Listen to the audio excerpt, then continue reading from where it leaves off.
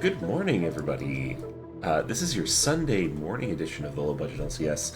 I am, of course, your pilot from last night, Popoba, nursing a lovely Assam black tea with milk and two sugars.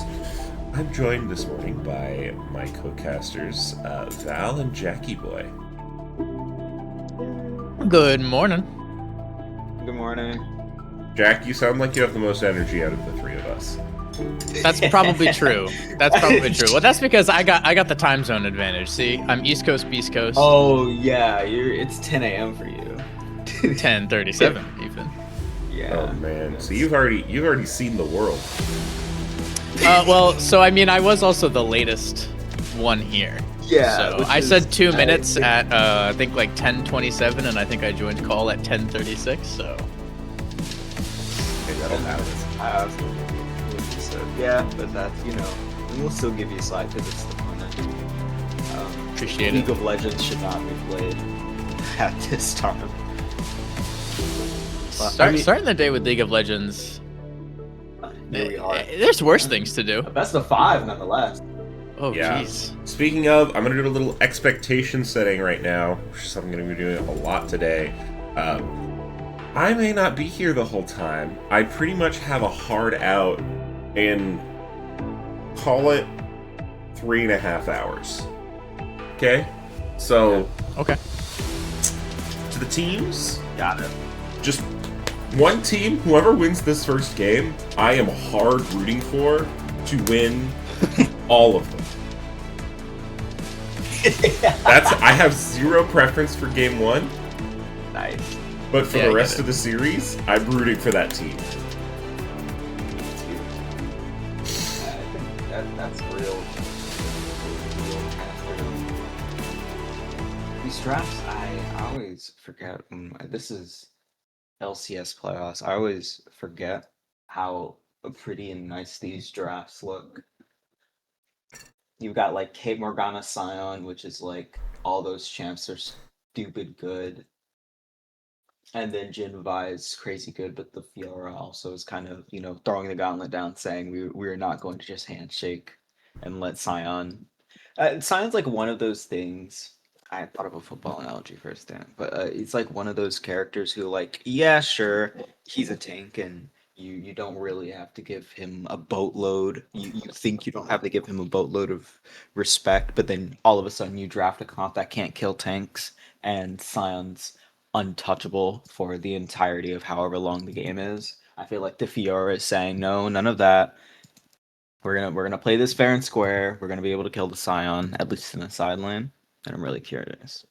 And I Yeah, hope that's gonna go well. I'm also curious. Yeah, this Morgana that's going to be the mid lane Morgana, which we saw Mm-hmm. piloted last night to great expertise. Yeah.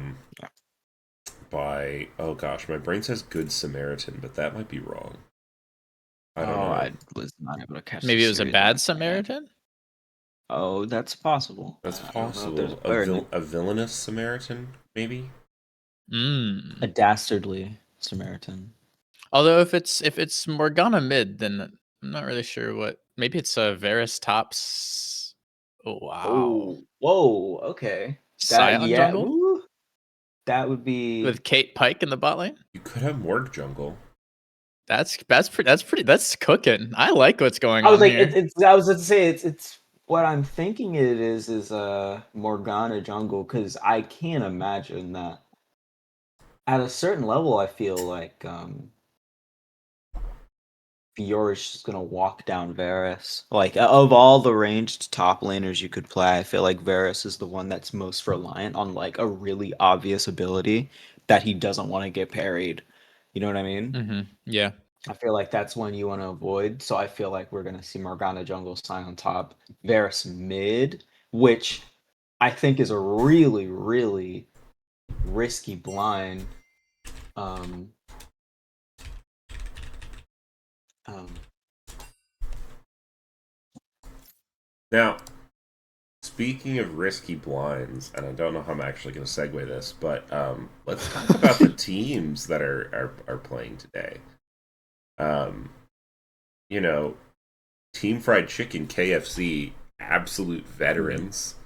here in the low budget Yeah. LCS, but matched in their longevity certainly by the Lane Zero Clue Eating Reapers, who a lot of them have also been here sort of since the inception or close to it. Since the Mhm. beginning. It's a fun one. Yeah, it's veteran on veteran violence, honestly. So it's going to be interesting to see how that turns out because these are both teams. This has been a interesting LCS season, interesting season for the LCS division. Team Fried Chicken are the 1 seed, Lane Zero 4 seed.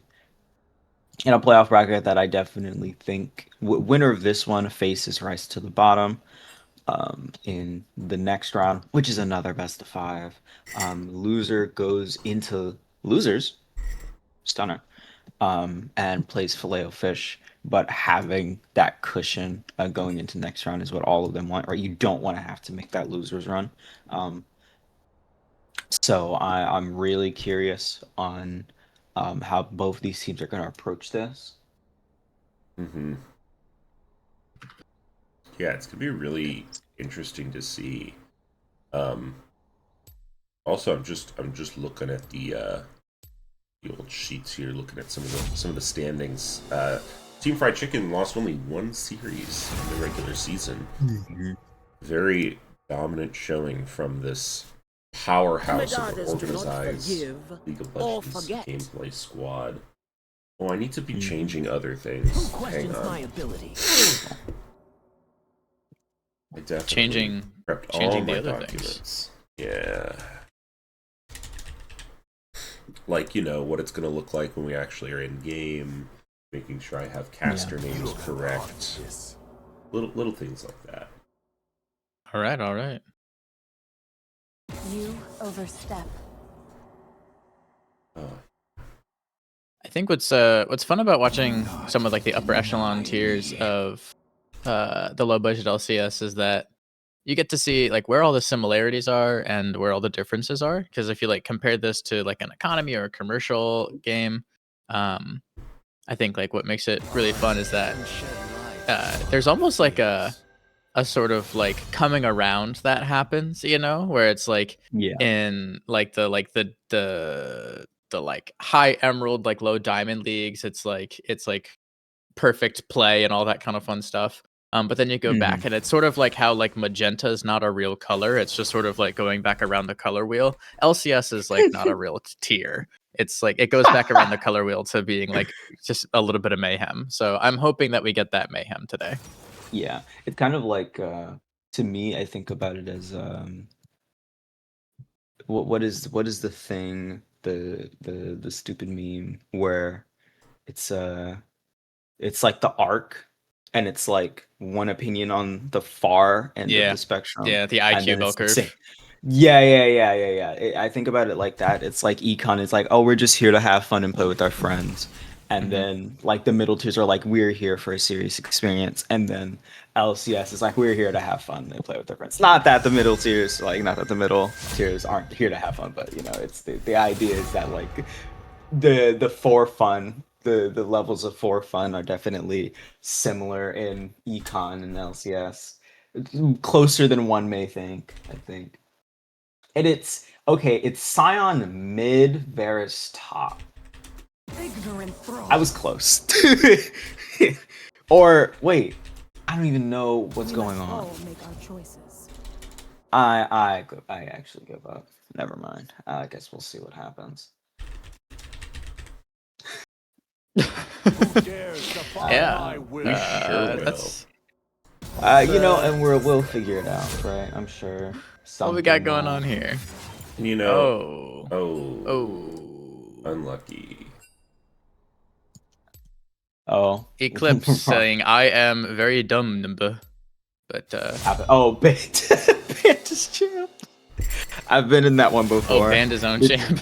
Now, There's a running tradition for the top laners. Well, now that tournament draft has changed, it's no longer a running tradition, but there was a running tradition of top laners on my team where we'd type out the bans and we'd make sure to between the first and second phase bans. It would be the first phase bans, pick your champ, second phase bans, because there was a long history of top laners on our teams picking the fourth banned champ instead of their own.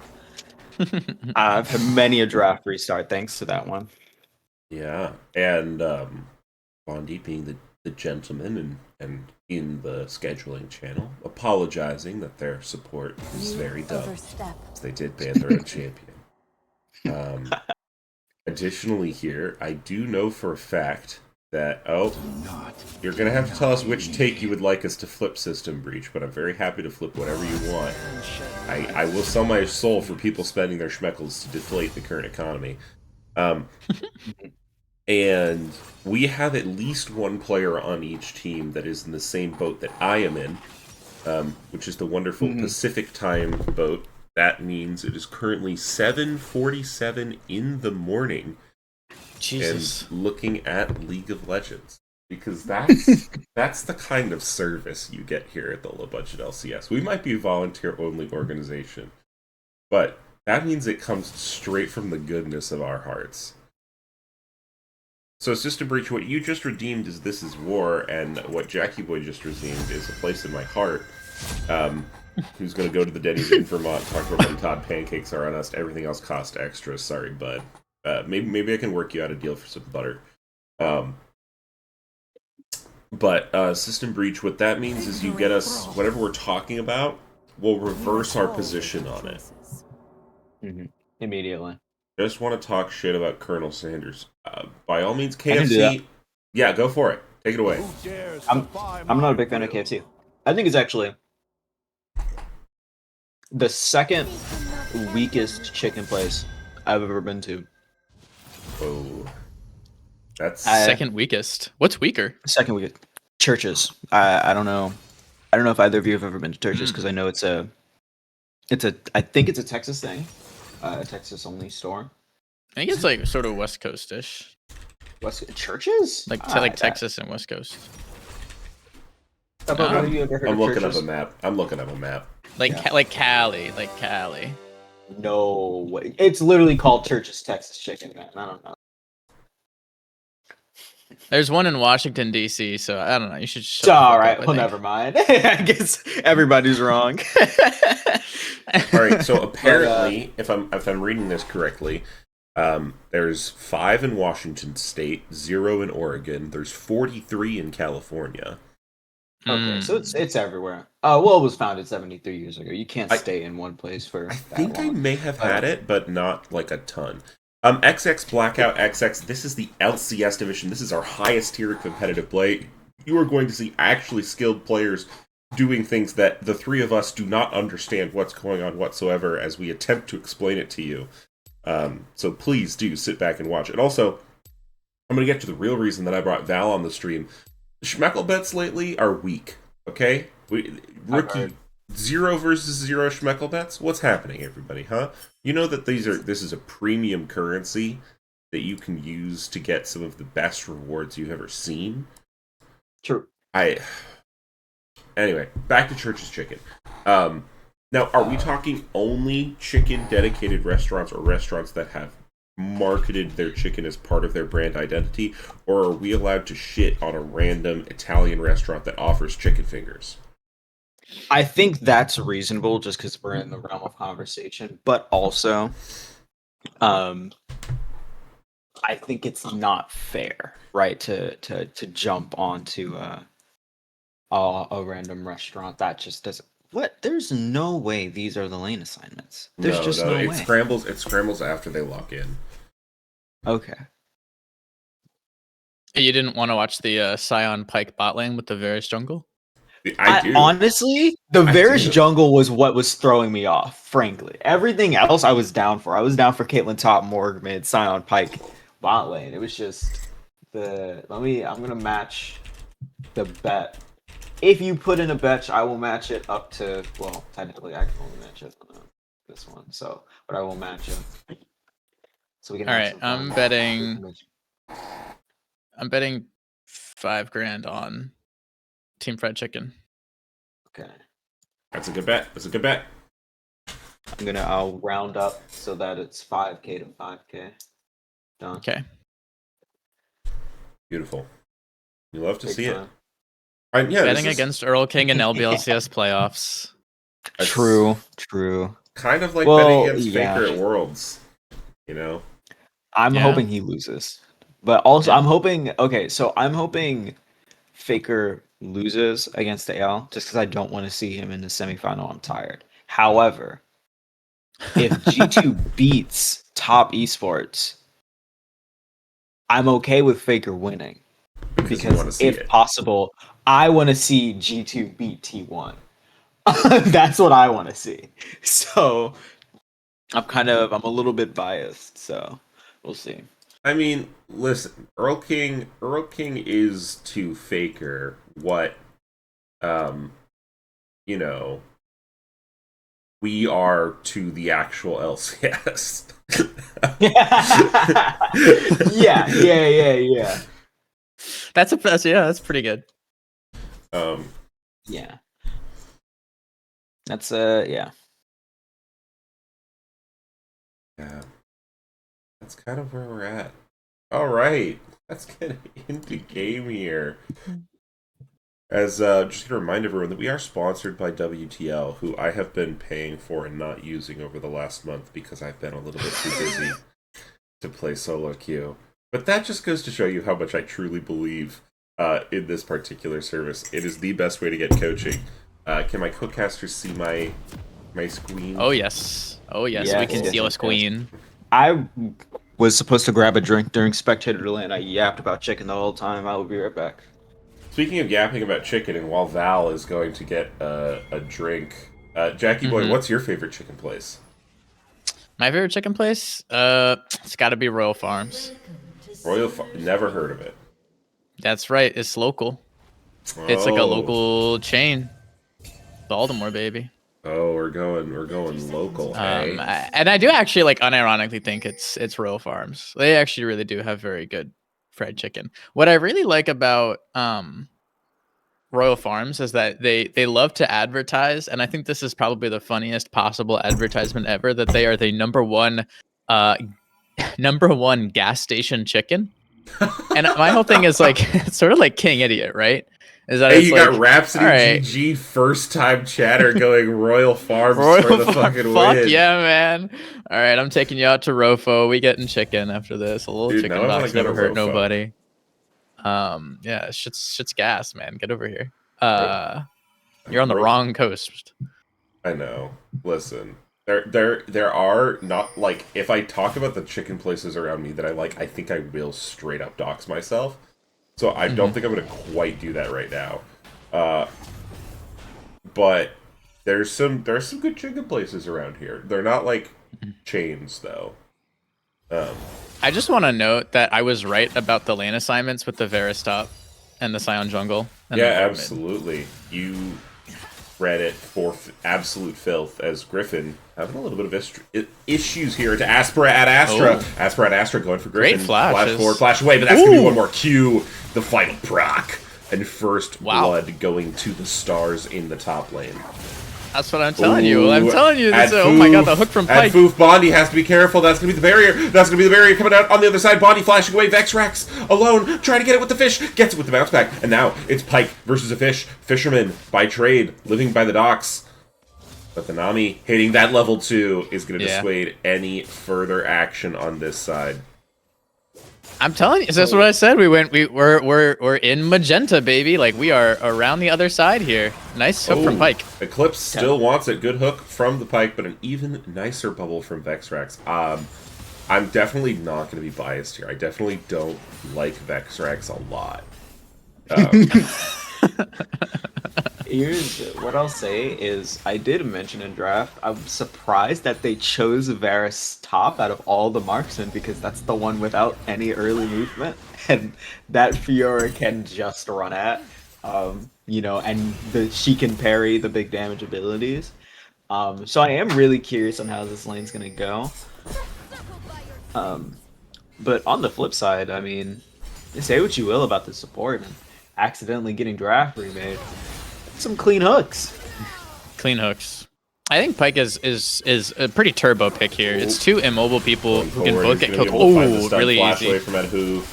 Vexrax though going to be in a ton of trouble. Still moving forward though with their ADC. Adhoof going to be able to pick that one up, and now Bondi does find the kill, but is going to be in trouble. Fourth shot coming through, and you have to imagine that that's going to be clean. Double kill for Adhoof. Adhoof? Adhoofoof? Adu Foof. It would appear. Yeah, it has to be Foof at least, so it's not Foof. Can we just call him Foof? I kind of like Foof. Yeah, that's I also rock with Foof. What about Foofy? Is that too far? Foofy, That does Foofy, feel like it's a homophobic epithet, but Oh, I wasn't even going there. I was gonna say it's maybe a little bit too close for like we've just met him.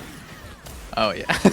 Too intimate. Like we actually don't have the relationship with Foof. To Speaking call him of intimate, Foofy. Scion is intimately taking camps while Vi is invading here. Eclipse here as well as Mike has iProto. showed up. LND 2012 has to be careful, but that is going to be iProto falling first. Now Stun though coming through from Eclipse on Earl King. Earl King looking for the flash over the wall, but Scion's going to be able to follow. The healing though coming out of Vexrax along with the additional move speed is going to be powerful, but not quite enough to escape Big Beefy Boy with the shield. And now stunned up, they're going on a fishing expedition. Vexrax has to be careful. It is going to be hooked back. It is going to be stunned up, and Scion surely has Decimating Smash back soon. But a nice little dodge there. He's going to be Vexrax tries to run for the hills. I don't believe it is going to. Oh! Never mind, it's a fast fish. So fast. It's a very fast fish. Bondi looking Bondi? for the Q. Is going to be able to fight it with the headshot auto, not the Q. The valiant attempt from Vexrax, but now Adfoof is going to be in trouble, getting stunned up. Dude, Is going to get Eclipse. trapped, and this is going to be damage. Eclipse can't pick their champion, but they can be everywhere on the map. Wow, Eclipse is running this game, bro. 100% KP, 6 kills at 5 minutes. Eclipse is it made the little goof in Champ Select and decided that they had to recoup their aura and are doing so in stride. Oregon. And it's kind of Uh-oh, Bondi. crazy. Uh-oh. LND 2012, if we go forward, not going to be able to find it on the queue. Crazy Pyke gameplay. I kind of feel like I'm watching like 2019 G2 right now. Yep. You know, between some of the kooky picks with the Varus top and the Pyke that's going to go everywhere and do everything. It is walking top actually as we speak. As Fiora, we no speak, flash. here comes Eclipse, and just going to slow with the Q, and that's going to be a drop of the Dubstep Ignite.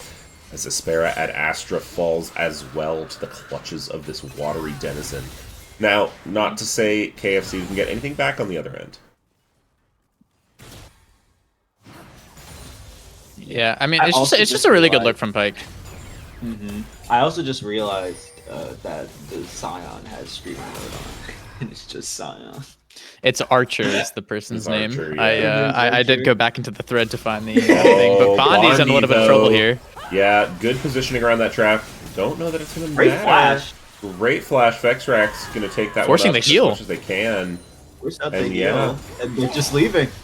Bondi, Unsuccessful dive. nice and happy. Eclipse is here now. Odfoof! Odfoof, you have to be careful! Odfoof is going to not quite be trapped up, but the flash forward. LND not quite going to find him, Sidestep. but Bondi, surely Bondi will fall as LND gets traded back. But now Odfoof, alone into 2. But I don't know, this is a Pyke that we've seen. Yeah, that is now higher HP than both. Yeah, it does have that Pyke passes flash is crazy. almost available as well. Is going to be able to Nice. find What? the hook. Dash out of the bubble. What a hook. Okay, there are a couple champs that I'm scared of when they're piloted by really strong people. One of those people and one of those champions, now granted this is not that person I don't think, Dinosaur Chainsaw, ooh, Adfoof gonna be stunned up in turret Oh my god, the range. tower! Yeah, Dude. wow. I can't. Eclipse is actually just smurfing right now. This is really impressive. It feels like Smurfing there's and not- LCS. Smurfing and LCS is not. That's why I hesitated on it because it's like, wow, really? I mean, but that is just. It's absolute mania, but it's a mania in favor of Pyke right now. Yeah, alright, I think I have to get on the Go Pyke train. I want to say Eclipse, take us to a quick 3-0 so that I can stream this whole series. Well, here's I the think thing. You're only gonna get one Pyke game out of Eclipse. I love Fearless. God bless. Oh man, last night in Game 5, I was like, what? Game- Oh, Bondi. What Bondi chance- Assault and Battery is going to be available, and that is going to be a good chain of CC coming through from the side of KFC. As we do look at the overall case, it is 9-7. Now, there is 9 KP on that Pike, but Caitlyn has died 4 times because Pike has been running around the map. Yeah, they have been punishing the Pike roams really well. You know, like while Pike has been able to get a lot around the map, Bondi has certainly been left alone. And especially like right now with no summoners up, the barrier should be coming up soon-ish, but no flash makes it really difficult. The traps, the net, they make it a nice to try to avoid some of these ganks. Like you saw, like zoning with the Yordle snap traps, the Vi had to sort of take a little bit of the scenic route, but was able to get the empowered auto attack off to get the kill Vexrax anyway. has to be careful. Is going to be stunned up. Is going to be sent to the deeps. Yeah. Oh, but now in the mid lane, Proto might have to be careful. Orking going to be reflecting a little bit, using that ultimate. Not quite going to have enough for the execute. A critical stun there, and a nice snipe on the Q is going to mean that Earl King gets the kill, but surely trades back their life and 320 gold as this Scion Archer hits him with the Decimating Smash. And this is an interesting build coming out here from the Jungle Scion. Oh, the Sundered Oh, Sky that's Rush. God, that sounds so obnoxious. I've always thought about what some tanks would look like if they were just like gonna build Sundered Sky. Since Sundered Sky itself is such a obnoxious item, this seems like a fun opportunity to figure out what it would look like. Single auto proc items and being necessary builds on fighter champions is my best friend. Like actually. Oh, now we're going to see Bondi might be in a little bit of trouble, but Eclipse is going to be here, and that's going to be so much damage coming in from Edifu, flashing that stun. You can only do that so many times, and now the curtains are going to be called. Eclipse has to dodge it, but no! Eclipse gets shut down! That's going to be so much gold going to Edifu, who tanks that sniper shot for their fishy friend. And Vi's moving down. They're going to try and get a dive off here as well. Try to put the nail. Try and put more pain into this. Big Oh, and we've seen this pattern before. Bondi's dodged it, Has but flash, as they has go barrier. up for the ward, is just going to be taken out by LND 2012. Now, let's speculate here. What does LND mean? Ooh, that's a good question. Oh, but speaking of LND, LND might be in a little bit of trouble. Eclipse here, straight up going for a 1v1 with the enemy jungler. Not a good idea. This Vi is pretty strong. Oh, Yeah, pretty beefy is going to be able to use that R. Eclipse actually getting taken out yet again. Oh my god, that's a Yomu's. it is indeed a It is a Yomu. Yomu. I think I can hear the spam pinging of the Yomus. I guarantee it's the spam pinging of the Yomus. Do I peek? If you turn Do I dare peek? chat back on, I just No! oh. Me too. I'm sure. We didn't see that. We didn't see that. We didn't see that. I'm sure Eclipse has plenty charitable things to say to Bondi right King now. might be in trouble, forced to flash away from those chains of corruption. Of course, that's going to mean that Spera at Astra, he's going to be able to have free reign over this top lane for now. Archer going for this this Drake. Ooh, Vexrax. Ooh, fishy, fishy, fishy, and Foof going to be the tank up for that. That's going to be 4 members hanging out in a tri-bush. bit of an Infernal Drake angle. Absolutely. And nope, Pike smells blood in the water, pinging that mid lane, but will eventually go back to the Drake as Earl King is backing off. Yeah, start to back off. It's for Sundered Sky, like I think when it like first came out, I was playing with I think it was a season of PC Highlanders, which has got to be like the most cursed team in existence. Oh, Vexrax, you've done this to Vexrax them. is in a You bit of have to trouble, know though, they so can my do this to parable you. goes The away. pull Ooh. into the smash. The flash away isn't going to be enough. One more auto from the Pike is going to be able to get it. And now the unstoppable onslaught onto Odd Foof here, as the hook is going to come through as well, and they are just chained, CCing them to the grave. Scion goes on a rampage, 250 gold shutdown for this zombie, and the turret looked like it's going into Bondi's pocket. Of the 25 deaths this game, 17 of them have come from the bot laners. That's crazy. That is mad. There is so much happening, specifically in the bot lane. We've got, and the jungle is also. There's so many fun things happening. It is really funny when these solo lanes, which are Varus versus Fiora and Morgana versus Mel, are the most normal parts of the game. I mean, Earl slowly building up a 30 CS lead over Proto here. I mean, like that's a lot of like that's a kills worth of gold, I believe. So that's not insignificant. Yeah. And I feel like we've like only seen like scrappy skirmish action. We haven't really seen anything in the way of a larger team fight. So I am sort of curious to see like if the KFC team is able to sort of recoup back some of the losses that they've incurred from Eclipse being a complete menace on the pike, back in some of the team fight action. Yeah, Astra's taking a lot of damage.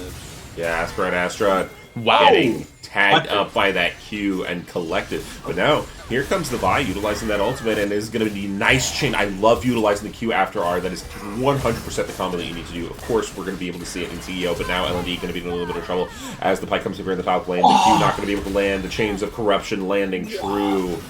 And Earl King going to be forced to run for the hills. Cannot believe that her Q didn't get her out of that, out of there. Now, it's a different ADC under turret. We do still see an ADC hanging out under turret down here at Foof. Maybe looking to go forward. Vextrax would be looking to go forward. Yeah, no. It's like enough hits and he will just accidentally turn someone to paste. Won't be an accident though. I mean, I feel like AP Varus is probably not the call of this game, right? Like, it is tricky, but yeah, it does seem a little. You don't have a tank you need to chew through, so the percent health isn't as important. Yeah, I mean, it's also flashed out. I think also is that, you know, on the side lane it might be really difficult because Mel and Fiora have such great counterplay to the ult, which I feel like is going to be a big part of the damage. You're kind of, and the Q, right? They can, you know, can be basically canceled out by both. So you have to respect that. I am really curious, but it can be big in teamfights because if you're not hitting one of those two and Mel isn't able to position in front of someone, that is still going to be big damage. If you could hit that root onto Vi or one of the other two. We've got a bit of a 4v5 here. Gets rooted up. Bondi, though, now going to be the next one in trouble. A nice CC chain coming out from Foof and Vextrax. The ultimate coming through from Earl King is going to be that currently we're at a 1-for-1 trade for the overall skirmish, which I think is where things will lie. Griffin with no TP means that if he's in a side lane, he can't readily join his team in some of these skirmishes. So that was like a 4v5. They were able to get the pick on Vextrax pretty early there. And that's just some of the power of the pike, just evening up those numbers. But then after that, they weren't able to really respond effectively when Bondi was caught out by a couple of pieces of CC. At Foof, but you know this guy. You know he's here. Flash away, but iProto still has the Dark Binding. Not going to land. And this is a fun one. This is a top lane matchup we've seen. Yeah. So they're like, this looks normal, except for that Scion does not belong in a lane. Belongs to the camps. Belongs to the great in-between, as some would call it. I like that. The great in-between. I'm going to start calling it that. we need to start romanticizing jungle and being nice to our junglers. Wow, say more. Say more words about how we should be nice to our junglers. Oh, really? Famous jungler Papaba?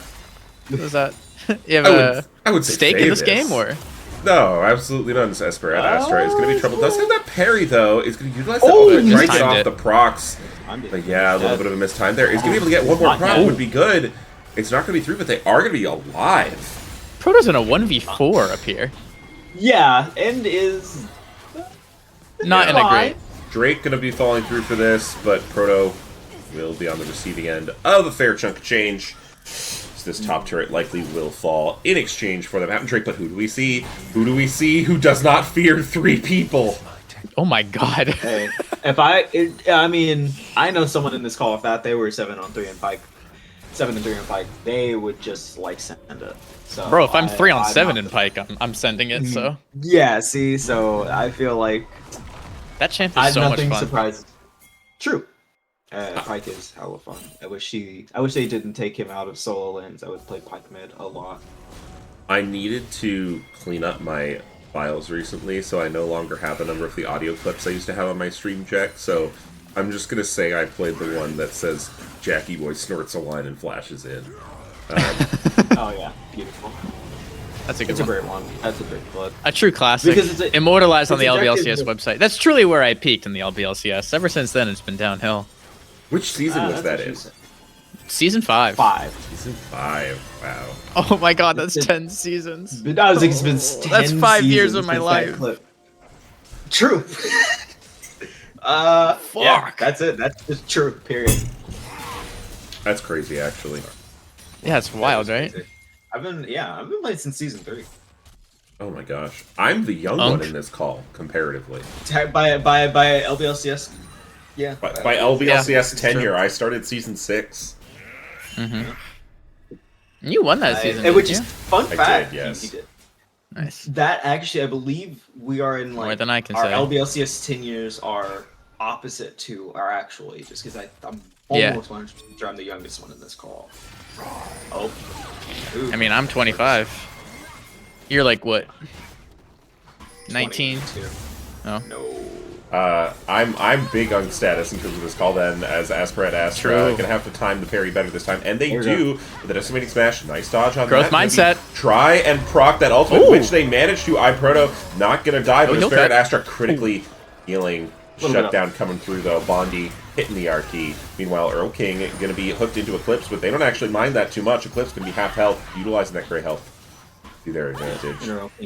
Dropping the ult just for fun. This is gonna be all burn on the Mel here.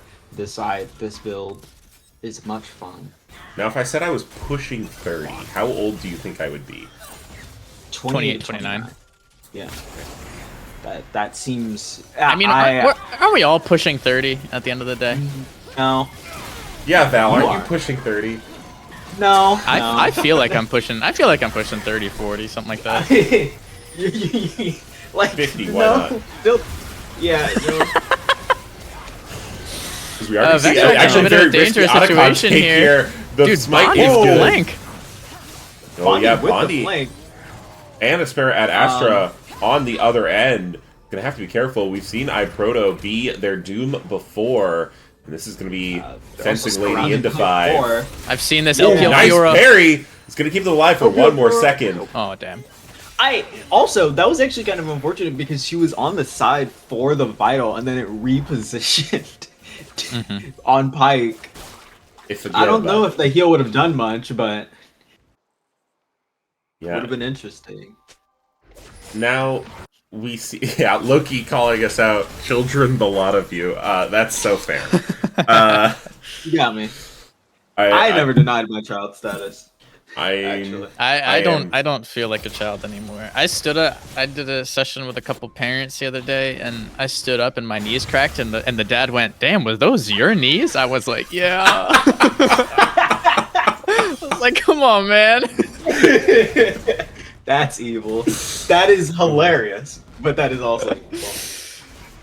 Oh man, yeah. The body. A surgeon I once worked with told me the body's basically a big old piece of beef jerky, and you just sort of dry out over time. As a foof is going to be on the receiving end of hook, but a nice little bit of movement's going to mean they are going to be fine. So one interesting thing as Fearless goes on is right when you get past that first game, you especially obviously you'll have a good idea what your opponent's champ pool is, but I feel like that factors in because sometimes if I'm going against someone who plays both enchanters and kind of these hard roam engage supports, Yeah. or like kind of pick supports. At some point in Fearless, you say, okay, maybe we're not going to ban enchanters. Maybe we're just going to make sure you can't play something like this Pike again, right? No Leona, no Nautilus, right? None of these champs that can make plays across the map. Does Vexrex has a verdant barrier? Yeah, it's very interesting here build-wise, as Bondi's going to be forced LND. to jump out of that one, but LND going to be taken out. The longest Pike hook I've ever seen onto Vexrex there. Missing the Chains of Corruption, though. However, here comes the Unstoppable missing Onslaught. angle. Is not going to find a Verdant direct barrier be crash. damned. That's going to be a lot of damage, and now Adfoof is going to find it with the 4th shot. Griffin going to be now rooted up, and Earl King goes on a killing spree. Scion passive, not going to be able to find the true damage, and now Aspera at Astra is going to be alone in 3, but Aspera forced to flash away, and now going forward is going to be Adfoof. Adfoof on the receiving end of the death from below. Well, that was really, honestly, that was masterful kiting back of the 3v4. Then Aspera Astra kind of got caught going a bit too deep in the backline. But that was really well played. I love the execution on, because it does feel like... Oh, Vexrax, they're going fishing. They're going fishing, and the hook's going to land true. So patient. So patient. I would have got impatient. Now, what kind of fish do you think Nami would taste like? Like salmon or cod?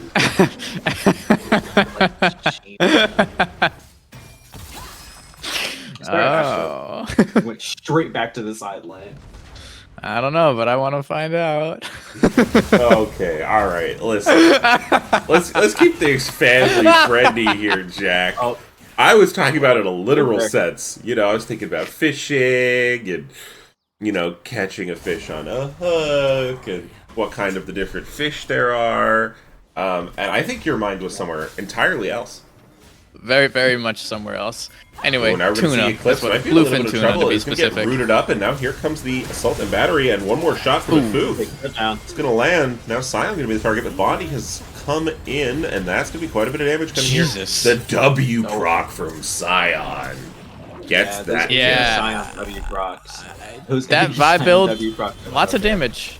No tanky, though. No tanky though. There seems to be a slight obsession with the Yomus on the side of KFC as well, because Sujin has one as well. Dude, it's a fun item, bro. You press it, you go meow. Yeah, you know what? And you're right. It's probably my second favorite item in the game. My favorite item is Umbral Glaive. And you know, we see that one on Pyke as well. So are you just a Pyke lover? Yeah, Pyke and Jarvan support are my 2 favorite supports to play. Oh, and we're going to see an Ice Wave crashing over the team, but Aspera and Astra also going to be in a little bit of trouble as here comes the call of the curtains. Bondi's alive. Going to be finding the chains of corruption here on to... Eclipse is here. Oh my god, Earl King is rooted up for 2,000 years, and the death comes through. Sion, 6, 1, and 7, so much damage. Yeah, Archer, absolutely. It feels like Archer... I was talking about, you know, the Sion being an inevitability, one of those champs that is difficult to fly around, and it happened anyways, right? Very difficult to kill. And now, instead of having, you know, a heart steal and some flash tank forward, items, going in, and LND looking for Bondi. Bondi just gonna live a sliver of HP. I think that's actually a smart play. Bondi's got to shut down. It sort of shuts down like more of a pushing power. Yeah. So it's a good risk taking play. I don't know if it's worth the flash, but it's a good play. Yeah, it was a great play. I liked it. You know, and you're able to kind of, maybe you're trying to save the turn, get a shutdown. You know, maybe if you can kill Caitlyn, get the Triumph proc. I don't know if she has Triumph or Also, what is it called now? Collector Lord Doms. Yeah, I mean, I think like Vi's just going for the one shot, and she, and like in her defense, like she's got like 2.5 targets that she can just really blow up. Eclipse is coming to save you. Actually, I don't know how much saving they needed, as Aspera at Astra just kind of deleted from the map 2 items in the pocket of that Archer. Something W proc. I still don't understand how damage comes out of that champion. Basically, you auto 3 times, and then the W, you press W. Oh, Earl King brought over the wall by a beautiful hook, and the chain of crowd control going to mean that Sion picks that one up as well. And this Sion build, is it just because he's ahead that it looks so good? Or is it actually good? Going to be slamming his body into the towers to do some damage. LND looking to go in, will be able to take down Griffin. Now using the Assault and Battery onto iProto, not quite going to be able to find the impact that they were hoping for. Dark Binding is going to miss, but the Nexus is now open, and the Sion is such a beefy boy. Aspera at Astra gets half health with 1 headshot auto. One more is going to take him down, and now Sion looking to take down Adfoof as Bondi takes the kill from underneath their nose. Onto the spawn platform, triple kill for Bondi, and game 1 goes over to the lane 0 glue-eating Reapers. That's a good warm-up. That was absolutely a first game. Man, That was a big. That was. It was chaos because it was back and forth and back and forth. The first shot is killing me. The first thing. Well, it's fearless, so we don't gotta worry about Bondi on the Kalins. Hawk shots and arrows for him only for the rest of the series. Ooh, unfortunate. I think Bondi is like not much. I think Bondi's your age, Papa. Yeah, I think so. Maybe like a year or two older. Yeah, so you can only imagine what they'd be saying about me if I were in that situation. They're True. like, put this dude on Sedge duty. You know, I'm not allowed to play. Such 180C. What mechanical junglers do I even play though that would be an issue for? I don't think I play anyone that requires hands. I don't really have them. You don't play Nidalee. You don't play like Rengar Kha'Zix. The closest you'd get is like Jarvan. Hey, I can do a mean EQ flash. You know? Exactly. I can't, and I'm young and spry, and I can't do an EQ flash. So it's like, you know, maybe there comes wisdom with age. Now, if you're playing against me in low budget LCS, will I EQ flash automatically on my first gank? Yes. But you did not hear me say that. Is it just so I can prove to myself that I can still do it? Maybe. Nice. We are hopefully going to get to the next draft here soon. EQ Flash on Jarvan's one of the most embarrassing things to miss. Oh, to miss? Yeah. That's high risk from a visual perspective. If you miss that, it's the aura loss is insane. Like it almost doesn't matter what you do for the rest of the game. Damn, you're right. You are correct.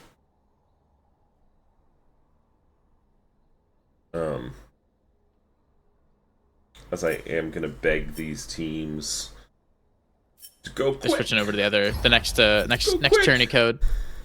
Also, how have y'all been enjoying ARAM with augments? Dude, it's so much fun. Yet. You haven't played yet? Actually, I have not. All right, played yet, Val. All right, you know what? Let's just give them game 2 on their own. We're gonna play a little Arena Mayhem. Gotcha. Good point. We have we can. I was gonna say we can play after, but we actually can't. Yeah, I do have to go. True. Hey, if you're still around at like 1 a.m. Eastern, Yeah. Mm-hmm. Yeah. I'll probably be 1 back a.m.? online by then. Yeah, around then. I mean, I'll be on. I don't have to be up for anything tomorrow. I don't know about Jack. I mean, Jack works. Jack do be working, huh? I've got midterms to grade, man. The sun is finally rising over here on the West Coast. Jesus Christ, it's been up for me. I'm gonna get another cup of coffee. Well, for me, it's covered by the clouds, so it's a pretty slow going glowing effect. But yeah. No, I can end that prediction with I made my Lane money. Eater. Let's go. Me and System being alive, making some money. Let's go. Yeah, make that money. And we are always accepting suggestions if you have something you would like to see in the Schmeckle return. I feel like there's room for some really high cost returns. I feel like there should be one. Now, this might not actually be a thing because we need I don't know what our limitations are as far as the number of roles we can have.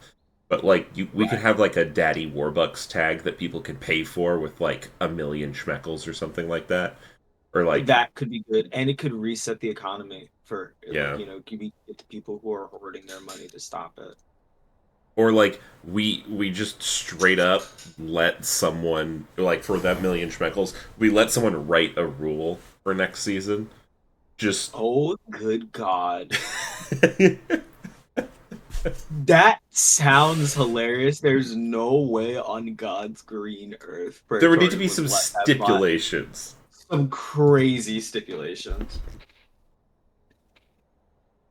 Or maybe if we get collectively enough schmeckles put in a pile that we can burn, we can have another ARAM tournament that definitely won't last over 2 years. And I'm sure it'll go quickly. Actually, Who won game one? That would be the Lane Zero Glue Eating Reapers, taking it down with a spectacular performance from Clips on the Pike. I'm just hoping that Pike has some more. That Pike. that Eclipse has some more champs that are as good as that Pike, so they can take us to a quick and clean 3-0. Sorry, KFC, but I've got places to be this morning, and I would like to be able to finish up this series. So I'm looking forward to a quick 3-0 coming out here from the Lane Heirs of Zero Glue, who are, technically speaking, not the favored one in this matchup. Lane Zero Glue Eating Reapers went 4-3 in the regular season, whereas KFC went 6-1. Now, who was the team that they lost to, is my question. yeah, I'm looking for that right now because I'm thinking it's about to be very relevant. Ooh, I hear some metallic banging in the background.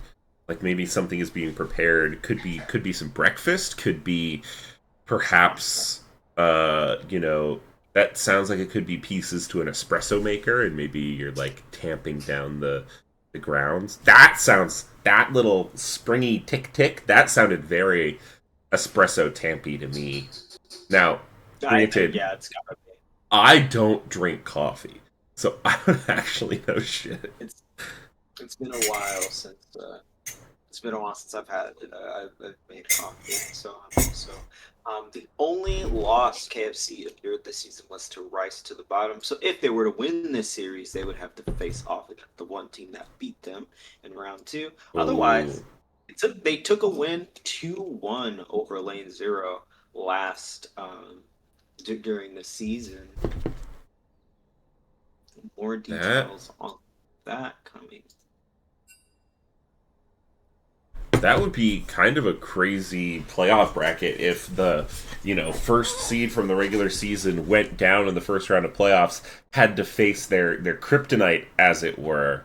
And then, oh no, wait, if they win, they have to face their kryptonite. Yeah, if they win, yeah. So maybe KFC, I'm just saying, a quick 0-3 here might be in your best interest, and then you can go beat up on Filet of Fish and make your run back to the finals, let someone take out Rice to the bottom, That is fair, but I also, I don't know, I would not want to have to play Zafa House or Rat Kingdom Squeak Squad if they make it past Filet-O-Fish.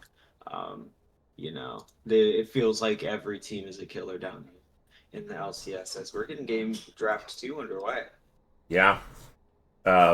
I would say every game, every team is a killer, and of course these teams hate me. They have decided to switch sides. If you switch sides, your caster doesn't like you. That just... Ooh. I'm sorry, it is what it is. So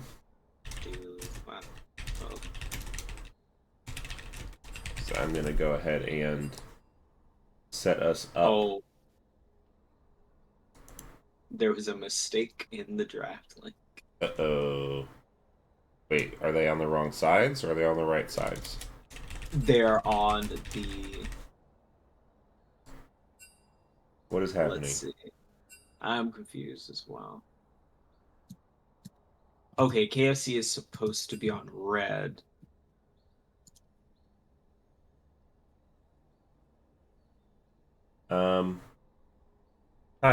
I mean, they could swap draft links, but also right now the draft is going, so ban 1 is nothing, ban 2 is nothing.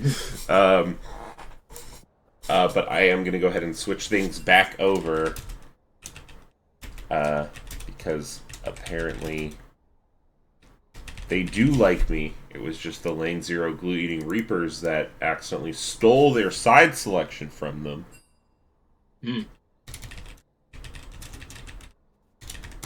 So, I'll let them figure that out while we chill here. And you can tell me more about why Church's is the best fried chicken restaurant, and I try to come up with somewhere that I think has better fried chicken.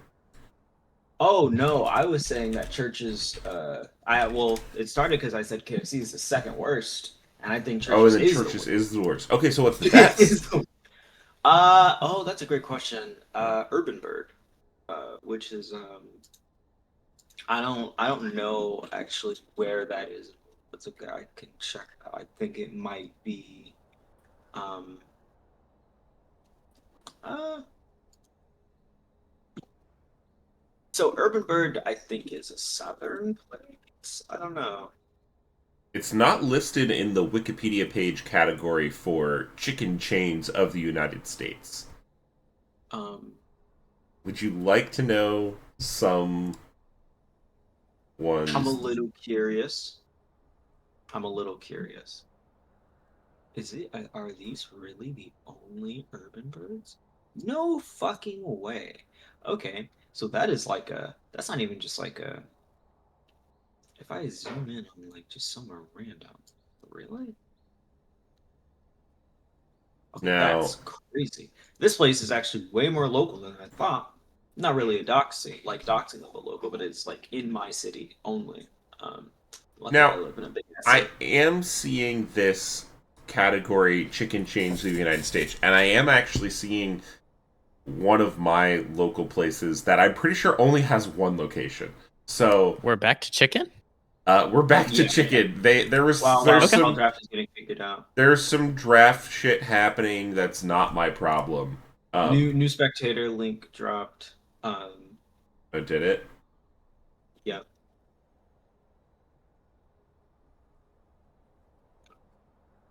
Great.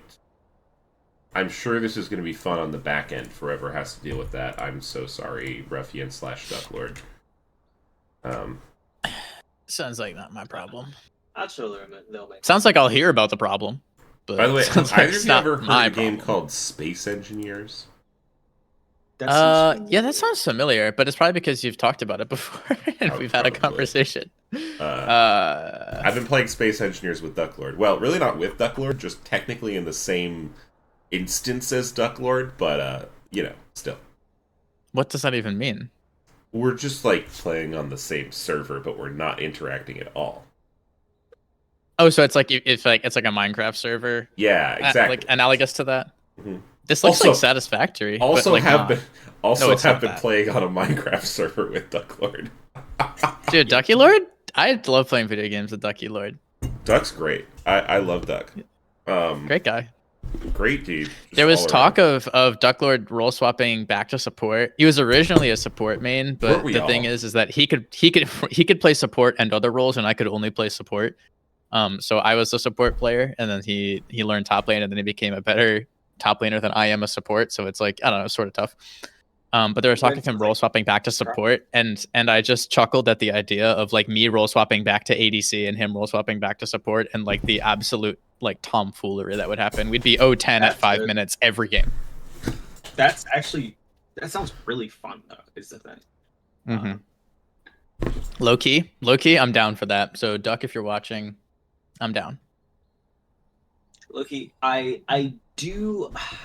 I'm in a weird spot with Canes because Canes is one of those chicken places where they have really good not chicken. Um, and that's a conundrum. Mhm. Because Like obviously the bread. the bread is good. I think their fries are good fresh and their sauce is good. Okay. Their sauce makes the chicken good.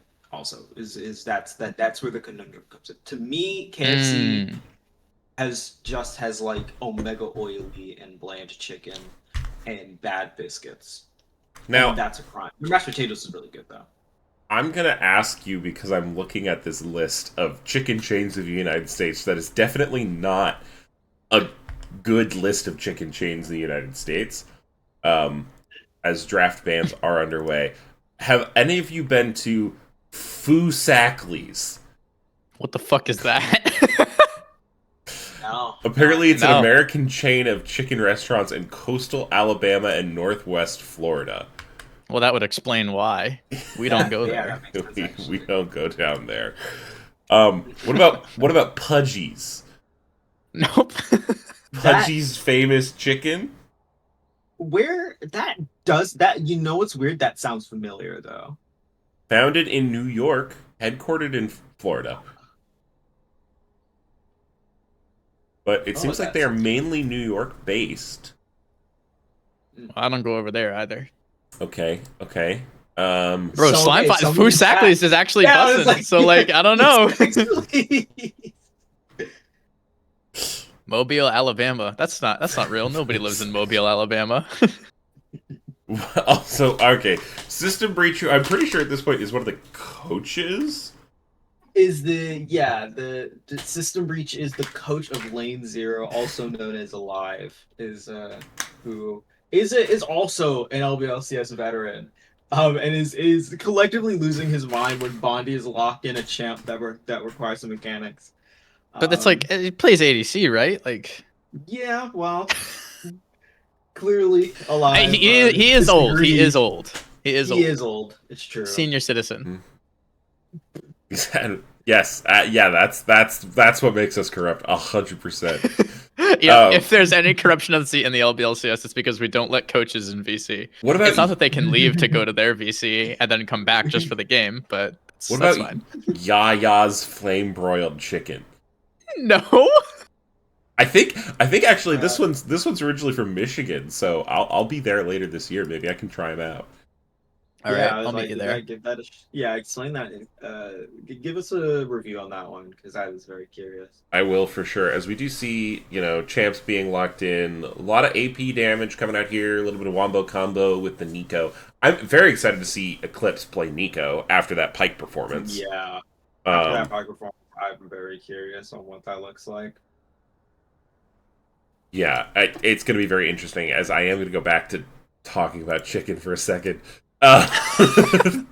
What about Baka Bak? Nope. No, oh, because that's like a chicken sound though. That Oh, is that might be? Oh, I might be able to Yeah, go like to that. Bakabak. That might be Oh, driving right. distance. Is it for near me. you? Yeah, I think so. Ooh. Not to dox myself.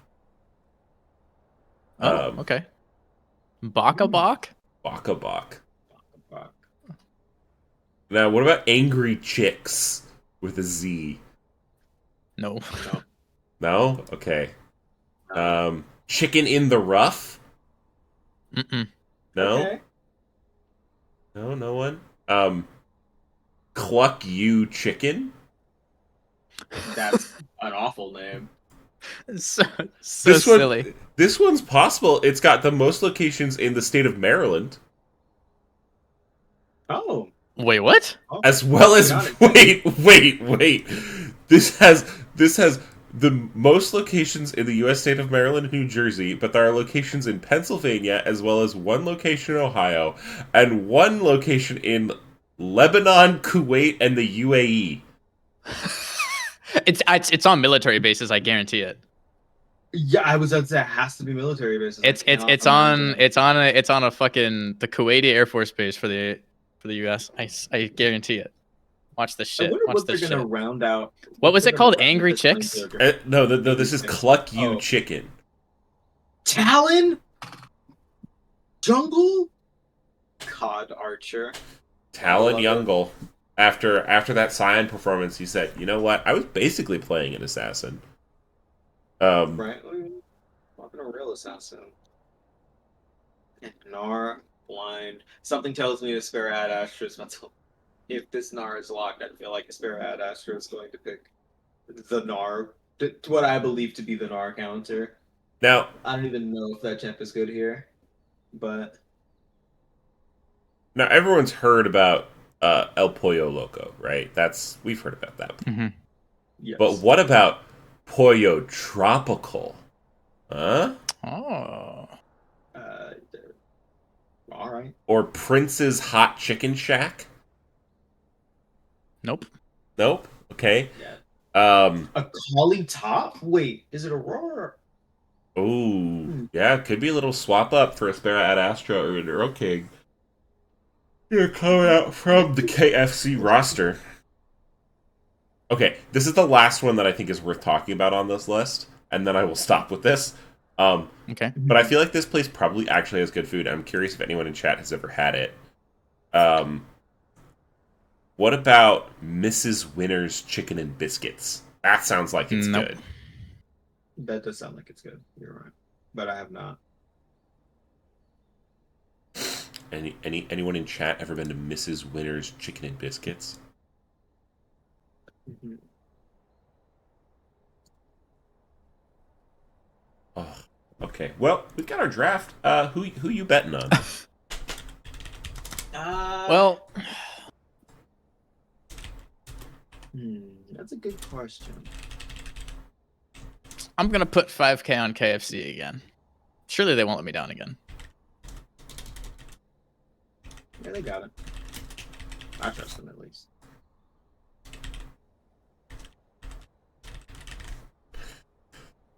Putting your money down onto the chicken team. A bold stance. What can I say? As I'm going to be hard rooting for and doing everything in my power to make sure that Lane Zero Glue-Eating Reapers make this game a quick 3-0, which might make me the villain of this stream, but I'm okay with that. That's possible. What about Chicken Salad Chick? Never heard of it. That there is one near me, but I haven't went. God, now I want. I will go. No, I want fried chicken for lunch. Ugh.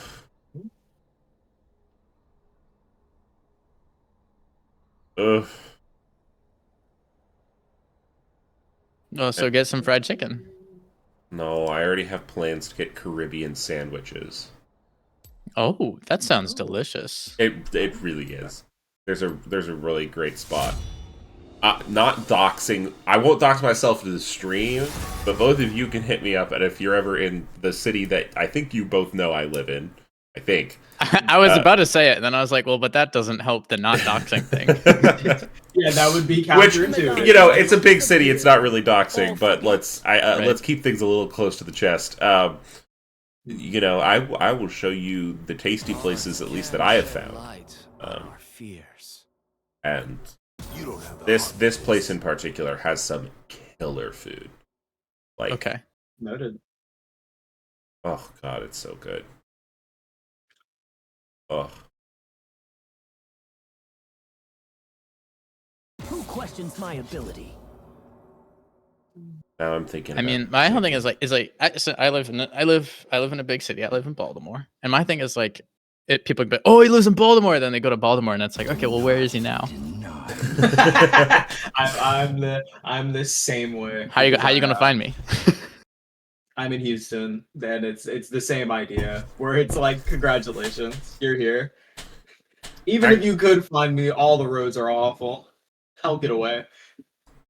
It's true. Yeah, you have that like home turf advantage of being able to navigate them, right?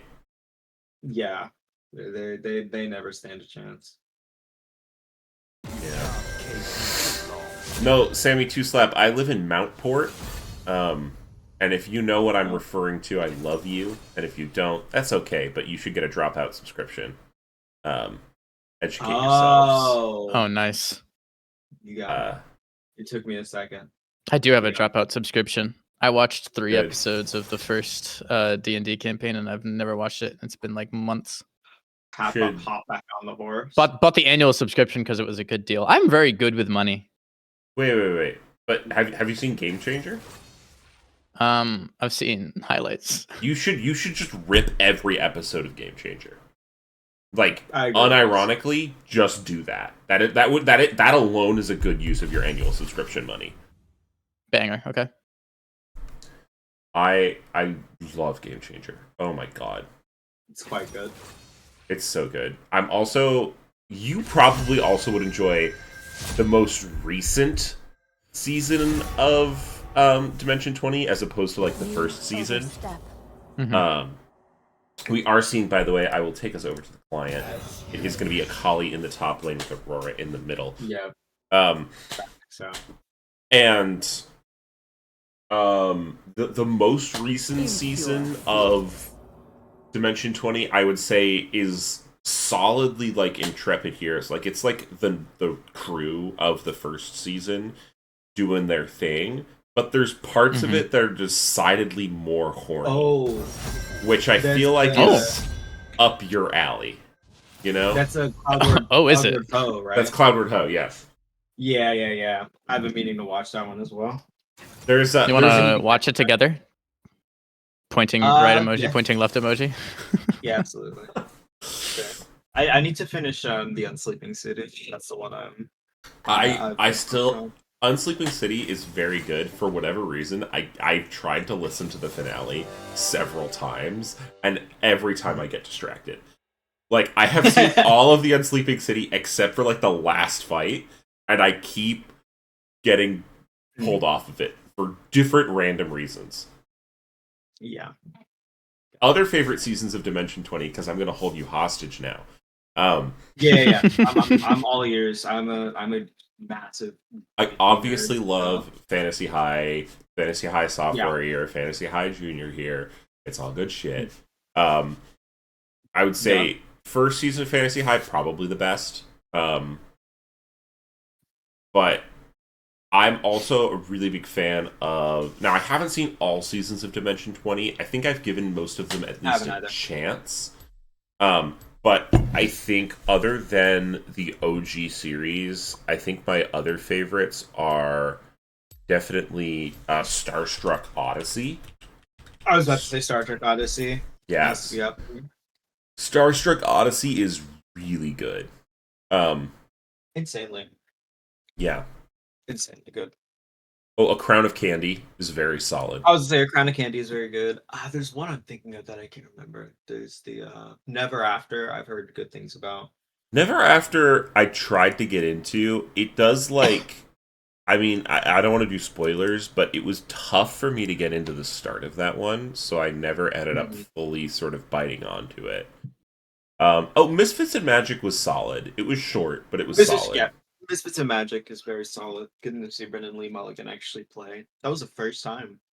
Yeah, getting Evan Kelp, great character. Evan Kelp. Kelp is just such a... Kelp.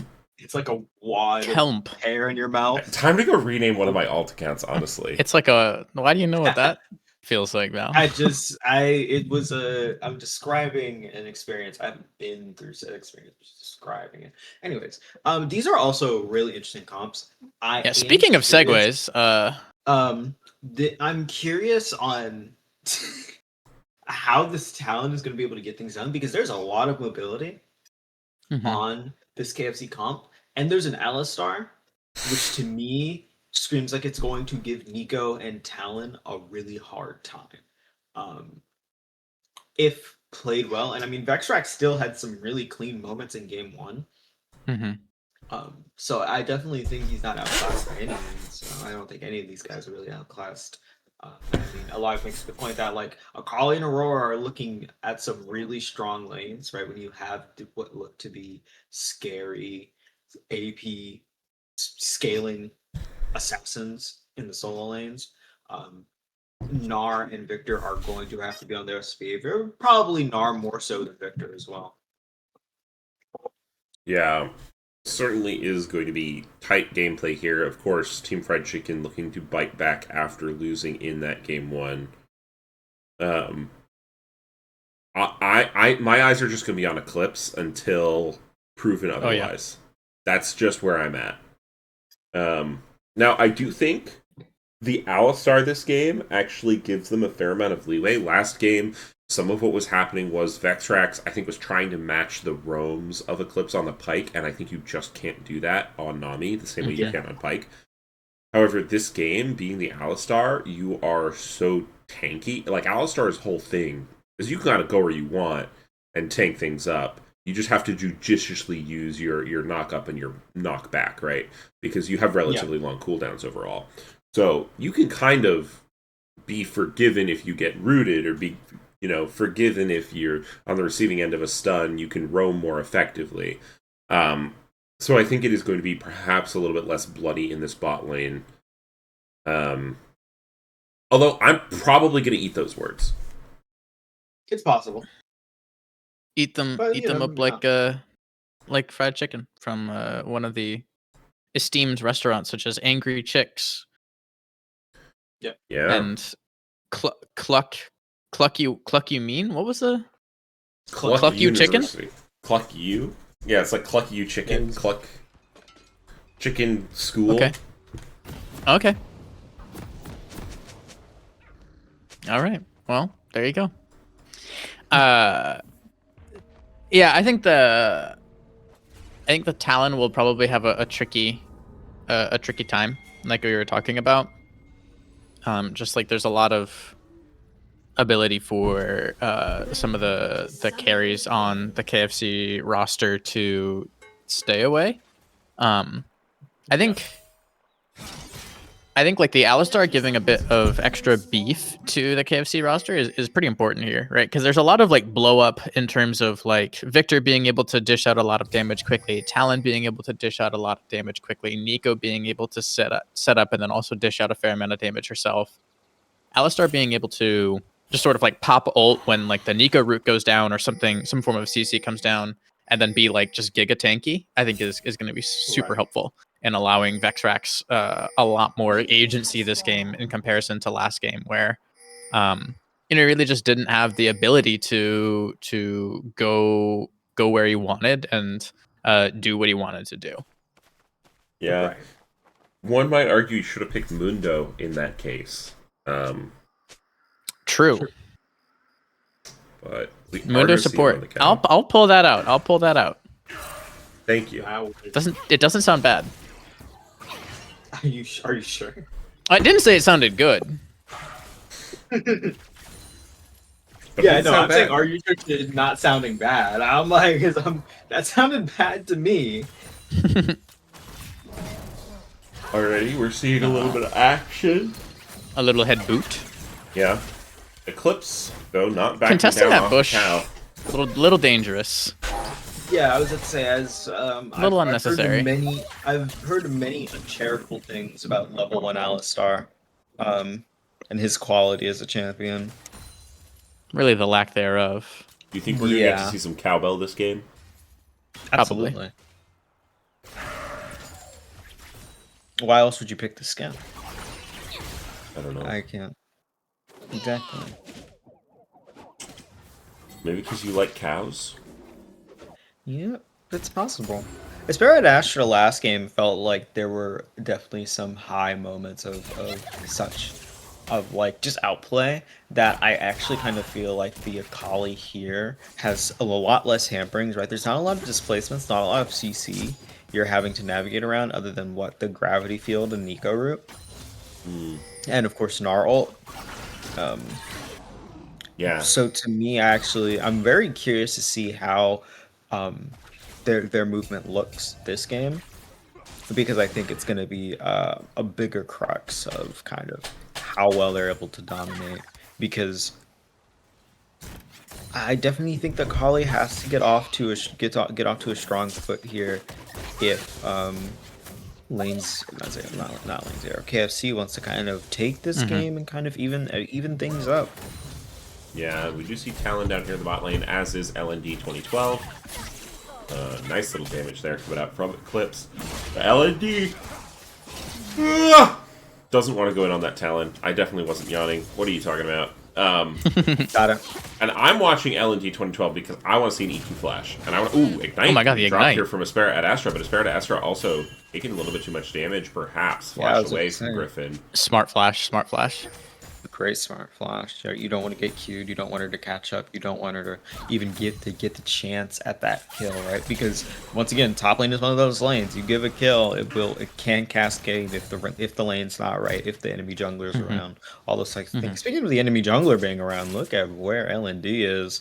Yeah, just gonna be The Talon's recon. also up there, so sort of clever. And Aspera at Astra is really low. Cancel that recall. And has no Oh flash. my! Look Ooh. at this. Danger Pink's They coming don't out, though. even know. They don't even know. That is crazy. Ships in the night. right? Just somehow neither of them saw each other. And that is Eclipse impressive. going to be in the face of Vexrax there in the bush. Vexrax now going to headbutt Pulverize there Good on combo. the Bondi.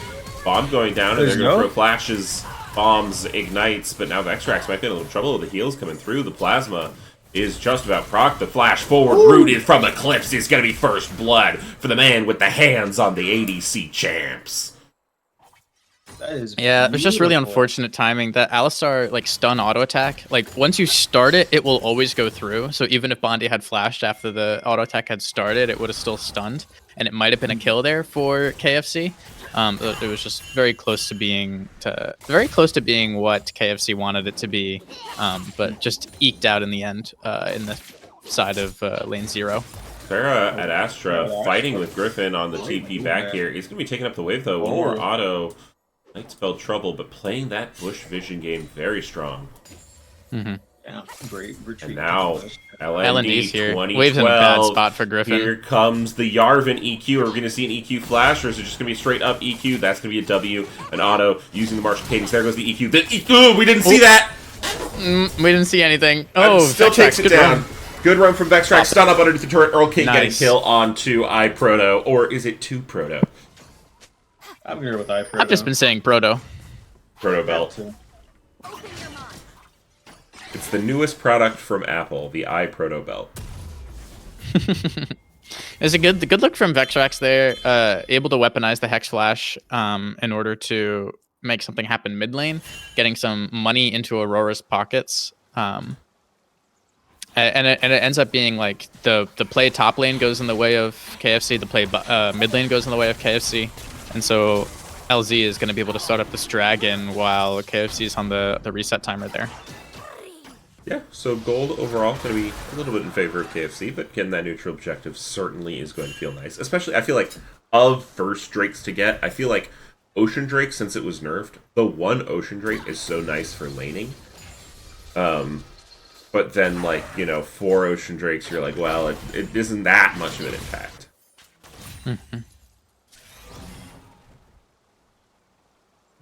You see the dance in the bot lane. Good run, though, from Vexrax. Taking a page maybe out of Eclipse's book from last game. One thing I do like about playing in these like high-tier leagues is playing against better people makes you better.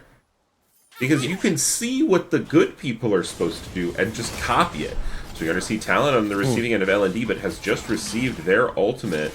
So Black and Drag not going to be able to connect, but now going forward here onto Eclipse is Foof and Vexrax. They're doing quite a bit of damage though, and that's going to be Bomb claiming the feat of warfare for the side of Team Fried Chicken. Meanwhile, LND gets taken out by a 3-man Roman squad of top mid jungle, as does Earl King. So claiming the feats of warfare there is at Foof and Vexrax just in the nick of time, leaving Bondi alone. Yep. And now we're kind of seeing the lines in the sand starting to get drawn. It doesn't feel like any lane from the side of KSC has a definite advantage, but Talon is level 6, Jarvan's level 5, Talon's got 2 kills, and this back is probably gonna mean some items a lot. Oh my god. Oh. That could not have been expected from Foof there. Ooh, ult forward, nice little bonk there from Vexrax, trying to get Bondi into turret range. Not quite going to be there. Vexrax will be able to live, but a good kill there onto a Foof is going to mean that Bondi goes up 2-0. Yeah, I think Foof just bit off a little bit more than he could chew in that one. The burst from the Kaisa Nico is pretty crazy. Yeah, I mean, flew in, thought he was going to get a good trade, right? The idea is you fly in and you pop the bomb and get out. It just so happened that one of those minions was not a minion. Got rooted and ended up eating LND 2012 with the Flag and Dragon in the mid lane. Proto going to be the receiving end of the ultimate Cataclysm coming through now as well. You have to imagine this is going to be killed, but a Gravity Field is actually going to be able to keep him alive for right now. And now Talon coming here looking to get onto LND with the ultimate is going to receive it. Proto getting away with murder, but Vexrax not quite done. Pro King trying to lay down the damage, trying to get some kind of advantage out of their comrade's death. Yeah, immediately flashed to build some distance and then held the gravity field until the Cataclysm comes through, because at that point it's a guaranteed stun onto Jarvan unless he drops it and walks away. And if he drops it and walks away, you're fine. Jarvan gets stunned and isn't able to put him some more damage. Aurora really isn't in the range to kind of get her combo off and continue to auto attack. And all of a sudden, Ultimate can be utilized there Ooh. from Aspera, Astra, Griffin. Gonna go big mode. yeah, not close enough to a wall. Couldn't go ahead and nab that kill. Just chuck them away. Just chuck them away. And yet again, we see tons of damage. Clone coming out here. Eclipse up in the top lane. Root coming through. And this man is everywhere. Oh. Yeah, Eclipse able to roam sort of regardless of what's going on here. They're going to try to make something happen onto Bondi, but Foof taking so much damage means that that dive might not be able to happen. Yeah. Bondi utilizing these mechanical champions to great effect here in these games. He's the Locked kind of... in. I mean, had to eat a lot of tough matchups, kind of tough situations in game one. Still came out, you know, having a pretty impressive game on the Caitlyn now on the Kai'Sa. Hasn't died yet. Seems to be holding his own just fine in the bot lane, especially with Eclipse being more present in the lane. Also, isn't Bondi like super tall? Yes, so I've heard. Isn't the lore Allegedly. that he's, like, a giant? Yeah. Allegedly. There are two schools of. How tall is Either he he's very allegedly? tall. You are taller, if that's what you're wondering. Oh, Well, I am. no. Allegedly, Bondi's like 10 Don't feet say it tall. like that. He's like allegedly Bondi's like the size of 3. Ooh, into the wall. Nice chain combo Ooh. here from Griffin. Aspera at Astra And might be see- in a little bit of trouble. Oh, the Ooh. building doesn't land though. Yep, I was about to say can't see, couldn't lodge the rock in the side of Akali's head because you don't know if you've actually got her down. Eclipse throwing the ultimate, but a nice buffer on that W. Oh, Now, coming in here in the Might bot be lane, me. LND 2012 does have that Cataclysm, is going to go for the flag and drag, is going to... Flag and drag Eclipse, ult Bondi, Bondi using the ultimate to get out, but now Earl King is going to be able to find a bit of damage utilizing that Aurora ultimate, which is called something that I do not know. They are going to be on the receive again, likely of this Drake, but Talon sitting, waiting in the bush. We're going to go back to the bot lane action here in a second as LND is taken down incredibly low, and Foof also low underneath the turret. Is going to utilize that barrier with the bomb going off with one more shot. Is going to be able to get it. Talon now looking for the kill onto the enemy jungler, but a nice flash. Ooh, Is good going to flash. keep it alive. The flip over the wall isn't quite going to land, and Earl King looking to do the damage. The flag and drag is good. And KFC come up big in that bot play. and Akali dies too. Yep. Griffin making sure that it's not all for naught, able to get that kill on the top side after megaing again. Was able to use the ult for that one. Big time. Talon's still not giving up. Sniffing around this That Drake is pit. Sniffing Nico. around this mid lane. That is Nico. God damn it. That is Nico.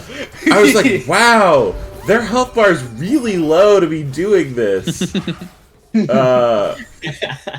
Good lord. I'm not going to be able to keep track of that this morning. It's not happening. I'm not able to keep track of it ever. I've been watching. This is a huge sidebar. Forgive me.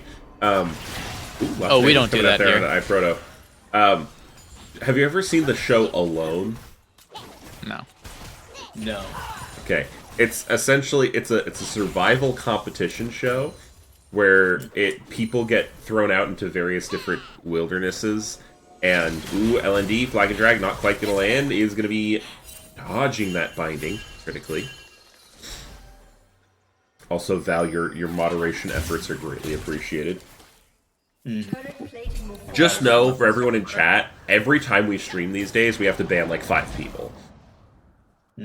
It's But there's cheap viewers on this website that they keep promoting. yeah, I guess. But I like expensive, I like bougie viewers, you know? As Talon, I was gonna gonna come say, up here cheap for viewers. Spirit at Astra, We night only have utilization expensive of the viewers. perfect execution is gonna try for an outplay. But Ooh. Griffin gonna be able to get another kill, and this Gnar is looking pretty scary. Yeah. Yeah, and Talon close too. to that. I mean, we were talking I was about like- how like Talon was gonna have a hard time this game without getting ahead, and like in Got ahead. Archer's defense, like he's ahead. He's up He's like ahead. 30 almost 4, like he's up 30 CS, got 3 kills. He's eating good. 30 CS, has his finished item, 2 levels up, 1 L&D. Right, this is what you want to see if you're the jungler. You want to be ahead, 1 level up on L&D. Rude hits on good tank by Vexrax. Because I feel like Kai'Sa might. There's a good chance Bondi sends that ult if that W hits Tristana. I mean, because at that point, I think Tristana's got like max stacks or very close to it, so the killer instincts should give him enough survivability to just blow him up, especially if he's able to position to get the ISO Q. Yeah. Oh, this is Nico. Nico, not Talon. Everyone, that's a Nico. It's true. Yeah, no. So Alone is a show where a bunch of people have to go out and survive in the wilderness for as long as possible, and the person who survives the longest wins a crazy amount of money. Like, it's somewhere When you say survives, like, it sort of implies that the other contestants die. No. They either get... Well, a lot of them get pulled medically because they're too stubborn to tap out, but they have, like, a radio phone that they can tap out with. So we're going to see a good chunk of turret damage here down in the bot lane. And LND also coming down here. We've seen this pattern before, but Eclipse was hanging out as a minion, and Vexrax is going to take a ton of damage, but now we're going to go over to the top lane, where Griffin's looking for another solo kill onto Aspera at Astra. So much damage coming out with the Triforce proc! Dude, Gnar hurts. If you can't move, Gnar is actually very good at killing you, which obviously sounds like a no-brainer, but Gnar is actually Mega Gnar is very good at making it so that you can't move. And one of the things is when you eat a Mega Gnar combo of getting ulted, then stunned, and then he turns back to Mini and gets his 3-hit passive back with the Trinity, he is a very obnoxious champ to have to deal with, especially when he's not behind. And right now, Aspera at Astra is not having a great time in that top lane. No, it's been pretty difficult. The Gnar is able to punish the Akali pick quite a bit, and Akali was not able to make like the lane dominance happen that you really wanted to see with the Akali, but Hurricane going in. The Cataclysm used onto iProto here, and one more E is going to land it. Might be in trouble from the Arcane Storm. I realized last night that ability name got changed. Oh, really? Yes, it used to be Chaos Storm, now it's Arcane Storm because of the show. Cool. Dude, Griffin wants this so bad. That's Griffin going forward too, finding those speed Bro can drops. take it. Throw in the building. It's good. Ooh! I was watching the Mega Bar because the thing is when you're taking these types of trades is Eclipse finds a Doofoof and almost gets him, but when you're taking those kind of chase down sequences as Gnar, one, your chances are, because the 3-hit passive gives you movement speed and slows the opponent, and your Q slows the opponent, you are able to kind of keep up so well. And as you go Plus Mega... the Phage proc, yeah, Triforce. Phage proc, Triforce proc, and the upgraded boots. Easy for him to keep up, and when you're going Mega, you're not actually you're not actually worried about getting bursted because you're about to go Mega. You pop at any moment. Speaking about getting bursted, fine. I mean, yeah, it's a aftershock. I think they kill anybody else. Actually, yeah. So is that crazy to say? I was not expecting the individual gold lead for Griffin to be that high. It's like $5 grand. Yeah, almost 5. 4.5 grand. Yeah, that is crazy. Well, technically Jesus. it's like 3.7. Close. 3.8. But it's whatever. Yeah, 3.7. Yeah. But that is very that's impressive. crazy. But that does mean that actually we do have gold leads here for Hurricane. We do have a slight gold lead here for Adfoof, as Adfoof is going to be on the receiving end of some Talon Damage. Ooh, good barrier. Great barrier though. That's a big time not die. That's a great not death there. Right, you want to be able to stay in this game. You want to be able to. Oh, speaking of staying in this game, iProto now going to be on the receiving end of a nice little dive. Vexrax going to be taking that one up as perfect execution coming in through. Hurricane now going to be looking to help with the damage. The Aurora ultimate going to be used. Yeah, LND can't keep taking that turret. Yeah, it did take 4 people and did take a while. Griffin going to be on this turret and just going to take it in Foof's face. 3 levels up. Yeah. I mean, you don't. The scary part is that I was waiting for Griffin to turn that. And just, Yeah, like, I was also one-shot ready for Foof. it to happen. Oh, But we pause have coming through. a pause. We got the coriander paws coming out. All right, so Alone is a show, where Right. Go ahead. Persistent. The contestants have to go out. This is a very long walk for a very short drink of water. Okay. The contestants have to go out into the wilderness and survive as long as they can. With like, it changes on like it's either like they're allowed to bring like 10 items, or sometimes they're allowed to bring like 10 pounds of gear. It changes a little bit from season to season, as does the monetary reward. I've seen it. It's never been lower than 250K, and I've seen it as high as like 1 million for different seasons. So it's a chunk of cash, right? And they just have to survive in the wilderness as long as possible without getting medically pulled or tapping out themselves. But I'm watching the Australian season right now, and on the Australian season, one of them was talking about having what they call a dingo's breakfast, which is what I'm having this morning. So I thought it would be apropos to bring up, but I needed to, sort of introduce the background for everyone. Which is a drink of water and a look around. That's what a dingo's breakfast is. That's actually beautiful. That's Wow. an amazing point. I mean, God, there's so much going on. This is a great game, though. To be honest. It's been very fun. We as are going to we're get back into the action. This mid lane turret inner is going to fall here. And we have the pause. Now, Val, you said you were getting a sweet tea. I did. Is this homemade sweet tea? Purchased sweet tea? Homemade. Homemade. Yeah. Can we dare we ask your ratios? Not too much sugar. My brother's the tea connoisseur. He's the crafter. He's the maker. It's not too much sugar. I think I wouldn't drink it if there was too much sugar. Like it's a healthy amount, obviously. Yeah, As my healthy as tea can be. co-caster last night was espousing the benefits of Southern style sweet tea. Right. Yeah. Which is what I've got here. It's beautiful. It's delicious. It's comfort. You can't go wrong with it. And it's your own. The big thing is that Black and qualifying- Dragon Clips might be in a little bit of trouble here. A nice gravitational field with Cataclysm coming through. The Flash is going to be the response. Third flash, take a big chunk on a clip. Now Black and Drag is going to be found over here onto Proto with a lot of damage coming through from Earl King jumping forward. Proto's still going to be alive for now. Earl King smelling blood in the water. They don't want to get their late opponent still alive, and now Ultimate going to be used here onto the Eclipse. One more pull back. Earl King's going to find another kill. Now Talon's going to be on at Foof, and Griffin's going to throw forward LND 2012 Bondi going into the back line, looking to pick up that ABC, and is going to be able to get lots of damage going in and out of Vexrax. And Bondi in the back line, deleting the side of Team Fried Chicken. Aspera Astra, though, now joining the fray, is going to miss that shuriken flip, but I don't know how much it's going to matter. Perfect execution, though, not going to be available, and Griffin is going to be here. However, we'll have the resistances partially shredded by the Otacon, but it does not matter. The Extalian horror is so fed. So fed. God bless. Yeah, the Gnar is just Ixtal? I believe so. Huh. I thought he was from Freljord. interesting. Gnar? Gnar? Yeah. Someone check me in the chat, because I swear I looked this up, right and now. it was Ixtal, but, I'm happy to be wrong. Always happy to be wrong.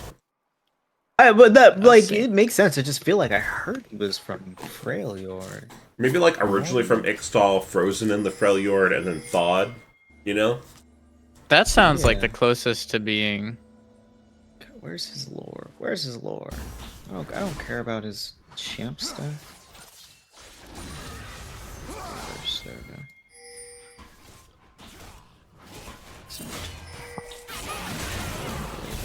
Oh, so we're going to see a huge fight here. Eclipse looking to utilize that ultimate to not die, but Foof is going to be able to pick that one up. Meanwhile, on the other side, they managed to get some beef for themselves, and now here comes the Gnar ultimate into two. Earl King going to use that R to great effect. Talon going to be going incredibly low, but Talon going to be staying alive, and Earl King going to be taken out, and now Griffin is left in the face of the flag and the drag, but now here comes Bonnie in the back line, finishing out that with the plasma, and Foof looking for the damage, Wing forward, not able to see with the vision, and it is coming up L0. Yeah, lane Wow, zero wow, are really, wow. really running away with this game at this point. It's going to be really, really difficult for KFC to put themselves on the board here. They have to shut down the Gnar. They have to shut down the Kaisa. It's going to be, which are both difficult tasks. Let's go lane 0! Woo! I'm not biased. I think you're biased. And I only say that to my loves over at KFC who may listen to this broadcast because I do have a deadline. And I know there's a lower bracket. So if you guys would be eliminated, listen, I'd probably be a little KFC biased, I'm not gonna lie. But you got it. You got it. Oh, there's a lower bracket. Yeah. Yes, there is. In LCS. CO and That's sick. LCS. CO and LCS have a double elimination. Double bracket. elimination, fearless all BO5 all BO5. the way through playoffs. Yeah. Very Which good for is- the players. Very hurtful for me personally. To answer the question, Gnar is in the Freljord. I think originated in Ixtal. But I think your theory is right, where it originated in Ixtal, And then was frozen in the and then Freljord. global warming. Yeah, exactly. It's a conspiracy. You know, what if we find Gnar IRL as like the polar ice caps start to melt? You know? Fear. I will be scared. I would become friends with him, and we would be best buddies, and we would go about the world together. Yeah. Okay, sure. Now, what kind of buddy cop movie is this? Are you like solving crimes? Are you like Sherlock and you have a Gnar-based Watson? Is Gnar Sherlock and you're Watson, or is it some other kind of like duo setup? I think it's like more so like the House and Wilson relationship. Sure. Because like I'm kind of a going in on the dick. Griffin here, but Eclipse is hiding in the bush, and that's going to be two people setting up, and instantly is going to be a spare at Astra being deleted by the Talon. Now at Foof, giving on the receiving end of those blades. Earl King trying to do damage back as L&D flies over the wall, but Eclipse staying alive by the skin of their teeth. Bondi looking to do the damage now for a triple kill, and that is going to be the third drink of game 4. Lane 0 Blue eating nightmares as they put themselves at over a 10,000 gold lead. Yeah, I mean, and 10K, hard to come back here.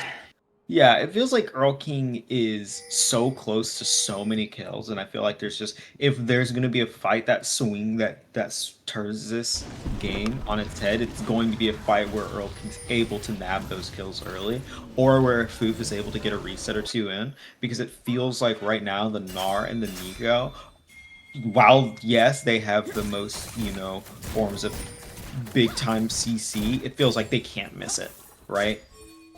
Even if it's few and far between, it feels like Eclipse is always getting a big root off, and it feels like Gnar is always getting massive value in Mega and out of Mega. So they've got to find a way to either avoid that or shut it down, which is not impossible, right? It's just getting harder and harder each fight.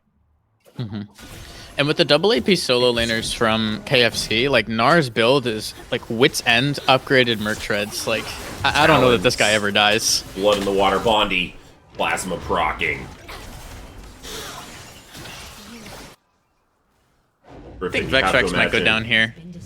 Looking for some beef. It's possible. Sources say. The Baron gets started up. Yeah, it's like I don't think KFC can contest the Baron at all. Foof down in the bot lane, trying to make the Oh my god! LND coming through with the swipe. Crazy steal. Oh, that, I mean, I don't know that like.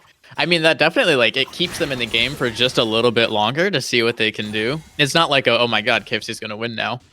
But if Lane 0 had gotten that Baron, I don't know that KFC would have been able to sustain the D push, even with the Aurora Tristana wave clear. What a beautiful turn, D push. Yeah, isn't that nice? But that steal, that buys That's a big steal. KFC some buys time. I don't think it buys time. It buys time for Tristana to get more items. It buys time for Lane 0 to make a mistake. Going in, there's smelling blood in the water, and Foof going to be utilizing the barrier, and that's going to be a trade kill. That's a good chunk of change back over onto a Doofoof. Yeah, I was about to say, you know, that especially when you're down by what used to be 1,000 gold, you'll take a trade every time because Yeah. you're almost always going to get more gold off of that than um Then they will off of you. Like yeah, it's a yeah. net gain. Yeah.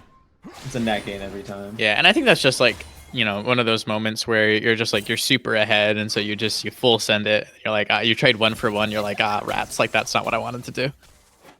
Just a little overheat. You know, it's a bit of a limit test because also once again they're still in such a stable position, right? And they're not really they're not at threat of losing right now. And you know there still has to be a big fight win from KFC right there.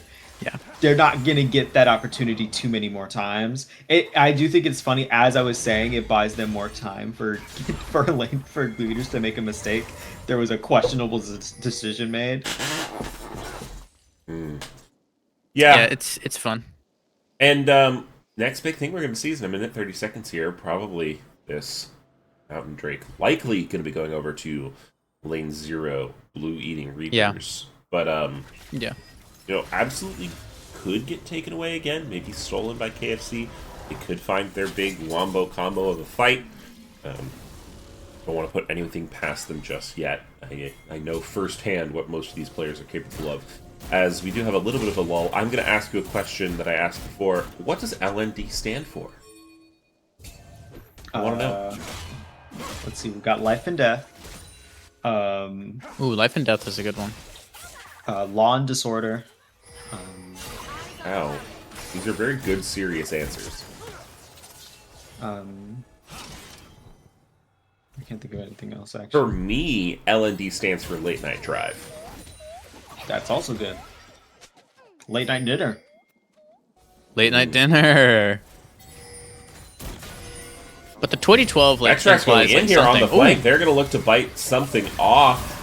Good pullback, though, from the side of Blue Eaters. I mean, it might be trouble. Talon going to be on the flank. The health bars are just starting to drop. Okane using that ultimate, looking there. Bondi might be a little bit caught Bomb here. going to drop, but it's not going to go That's a down global now. sums. He's going to proc the passive on the Zanyas. Now going forward is going to be Cataclysm into a ton of them. It's a super chaotic fight, and it looks like a Doofoof is coming up big, doing so much damage. Talon now going to be forced to flash away, and somehow, out of all of that, KFC come out on top? Wow. Bondi getting caught there, having to blow both sums and the killer instinct to get out of the fight means that he can't rejoin it, even with the Void Seeker missiles coming in from afar.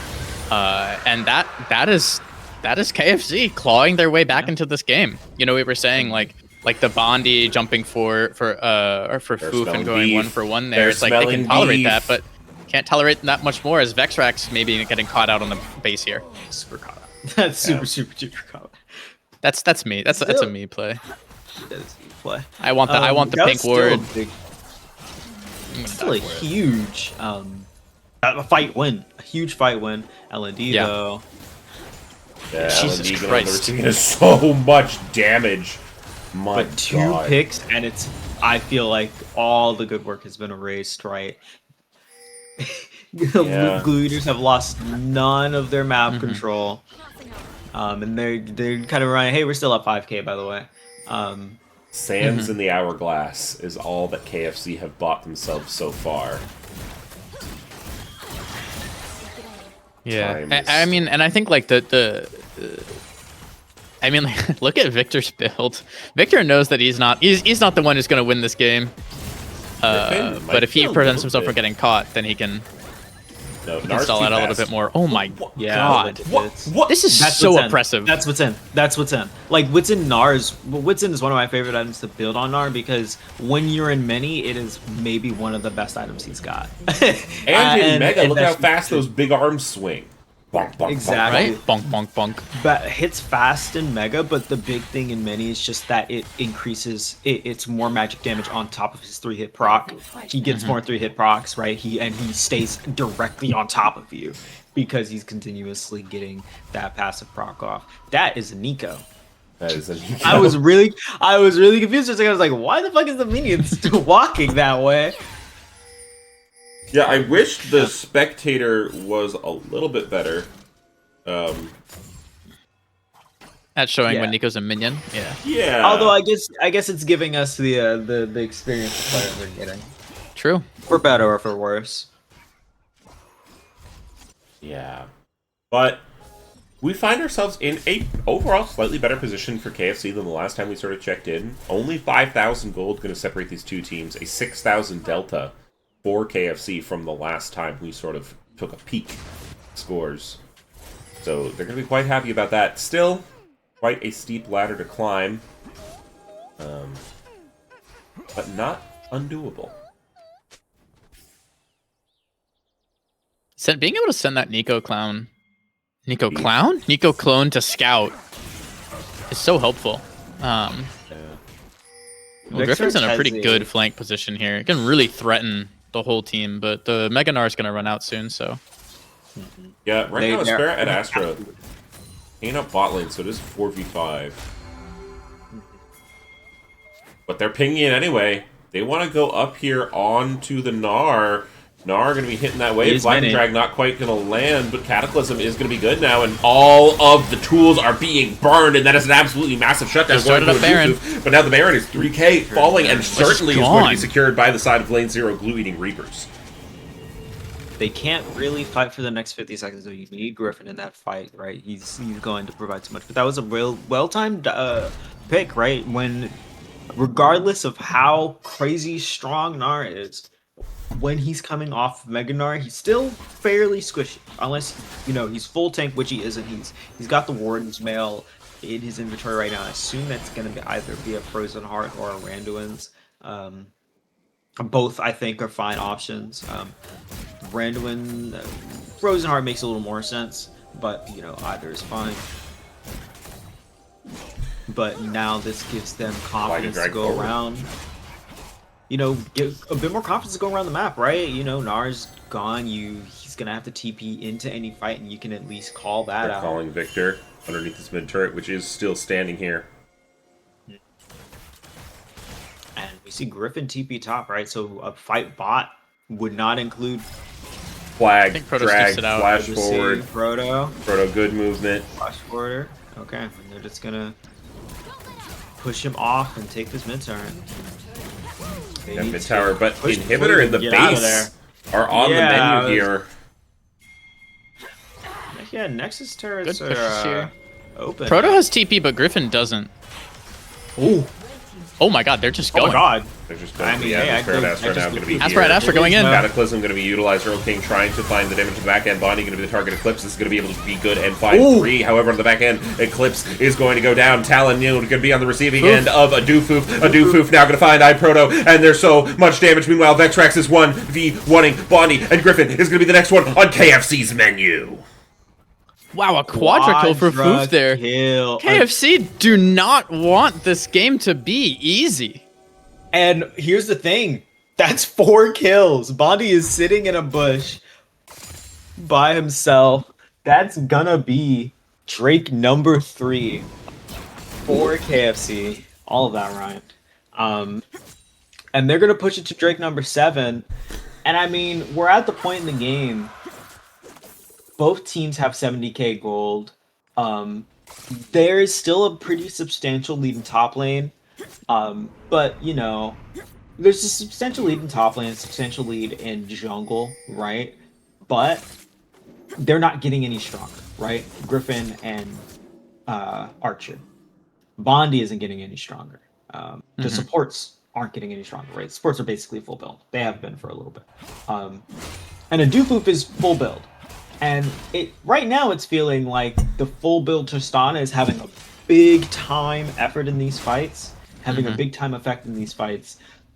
And that last fight, Vextrax spent the entirety of it harassing Bondi.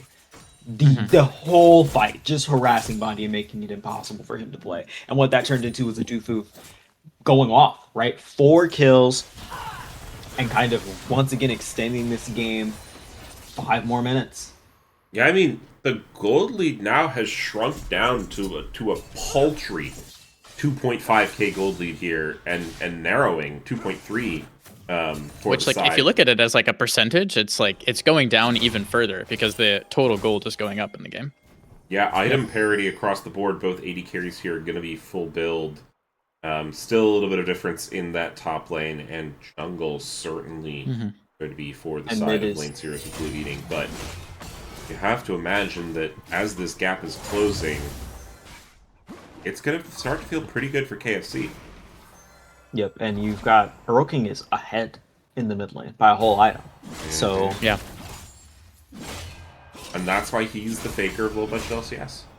True. I mean, he's having a great game. I feel like it still definitely feels like he's trying to find that big fight because I think that will be the turning point. But that fight on that That's gotta be in Nico. him, I'm thinking it might be a Nico. I'm feeling suspicious. Oh wow! If LND just A Doofu. fired that, Doofu's just looking to knock But down they're the just gonna base. push.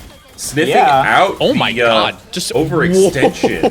And that's Oh, yeah, Tristana this on is neutrals, baby. They're gonna keep going. Just by throw the way. bombs. They're going to look to go ahead and end this game. They're making a call out. You They're can't gonna get back try. here fast They're enough. saying- Eclipse fights the four-man 4-man. ultimate and an absolutely massive stun into is the stunned up. gravitational well. Resurrection now coming through for a Doofu with that Guardian Angel, but surely on the reset, Griffin coming through, and the Arcane Storm is absolutely massive. Now Talon looking to go forward is going to be able to jump over that wall. LND forced to flag and the drag, but Talon has so many walls to jump over. Now Earl King going to be slammed into the side of the wall, and that might just be all she wrote for Game 2 of this series. Oh, too much Just dip on like the chip. Game 1, Eclipse puts the nail in the coffin. Maybe he wasn't as insane in the early game as Game 1, but proved once again that you absolutely cannot take your eyes off of him in the bot lane. What a fucking ult. Proto's gravity field canceling the jump out, and it was all she wrote from there. Wow. What a game 2. What? Oh, that's heartbreaking for KFC. It you hurts. hate- right there. Especially because And their push just- looks so good. It looks so smart. It was. There was just It also was. an eco there. there was just also. And an we eco couldn't there. warn them because we didn't know.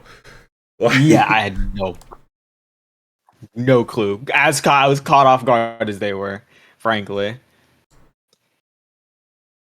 Yeah, now, looking here, I think they may already be up and drafting, or at least prepared to draft here. So I will go ahead and get us settled there.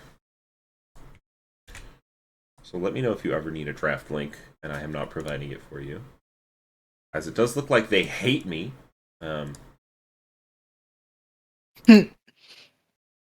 give me a second. Oh, that's unfortunate. Yeah. Well, what are you gonna do? You know? Yeah, sorry to hear that, bud. Tough loss. Okay. I will get it all set up for us.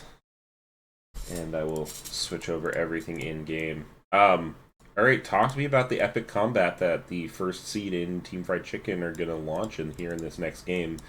That will make me inevitably both happy and sad because, you know, I obviously want a good series, but I would like this game to end before the next hour and a half.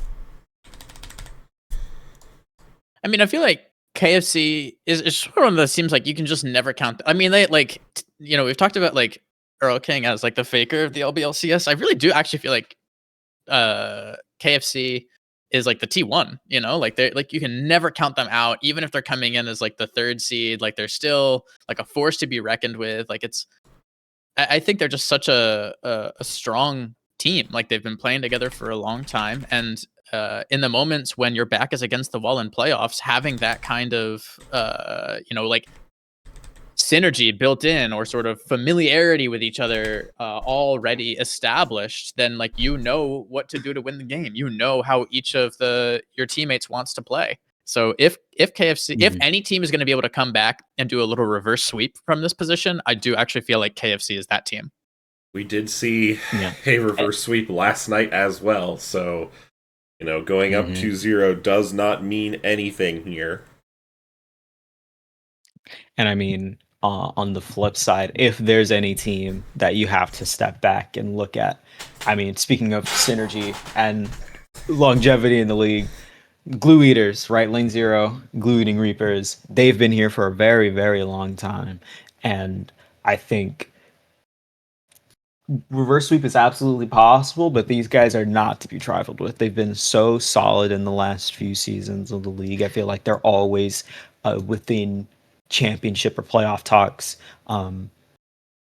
regardless of whatever exact roster they're running over the last few seasons. I mean, this is no different to me. They look really, really strong. So I'd have to see. I mean, for KFC, I think it's the top lane, right? That top jungle. Aspera at Astra had a great game one, and I felt like there were some moments in game two, but you have to kind of find the angle here in a have to find the angle here top lane because Griffin was unstoppable in that game too. Yeah, And I mean, Griffin maybe looked insane. try to put some type of cage around Eclipse because it feels like there's a massive impact coming through from him in the bot lane or anywhere on the map. Yeah, certainly is. Be interesting to watch. Now we've seen very different champions here for Aspera at Astra. So I actually double checked, and it turns out that they're I don't think lane 0. Am I regrading this correctly? I think that they don't have an extra life. Hmm? I don't think that team has an unless I'm like totally reading this wrong. So, no, they're an M1, and then they go down to if they L1. lose, they go play Filet Fish. Loser of M1. Yeah, I can read. Yeah. Mm-hmm. Yeah, I can read. Yeah. So yeah, Okay. loser of this plays Filet Fish regardless. Winner plays Rice to the bottom. But Filet-O-Fish and Squeak Squad do not have an extra life. Okay. Yes, Filet Fish and Squeeze Squad. And I mean, obviously Zoff and Pels. Whoever goes into losers, if you lose once, you go in. If you're a top 4 seed, you can lose twice. If you're a Filet Fish or Squeeze Squad, you can only lose once. Okay. I'm here. I'm awake. Yeah, you're here. But don't be scared of it. Be aware of it. Yeah, and we're just waiting for the draft to get started here.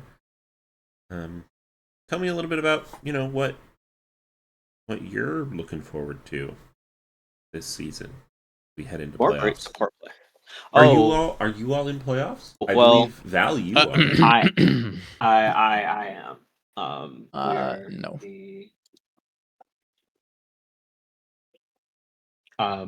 We are the second seed in Incon. We have a fun match against Imperial Marauders on the docket.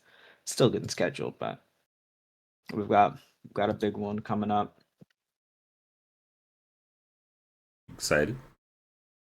I am excited. I'm not very good under pressure, so I'm ready to run it down. But my teammates are very, very good. So we'll see how that goes. We will, in fact, see how it goes. I will say that so KFC and LZ faced each other in the regular season, and KFC was able to take the win 2-1. Mm-hmm. Yep. Now they were with slightly different rosters, but at the same time, mostly the same. No Earl King. Oh, actually, yes, Earl King. I can. Oh, they're out of order. Yes. Yes, this is LCS playoffs. We have a new league as of this season called LCS, which is, I believe, the uncapped league, if I'm not mistaken. So this is the creme de la creme, the highest ranked individuals that applied for the low budget LCS this season, all got put into this sort of giga pool, which is fun, very exciting to watch. I'm certainly loving it thus far. I'm loving watching this series that far. The ending of that last game, an absolute nail biter. As we are just waiting for them to start the draft. Are you good, Kazadum? My Khazad-dûm? goat Kaz. My goat Kaz. Is it Khazad-dûm or Khazad-dûm? I like Who Kazadum. cares? Me too. Yeah, both are good. As I am looking through our viewer list here just for fun. I do notice that there's a...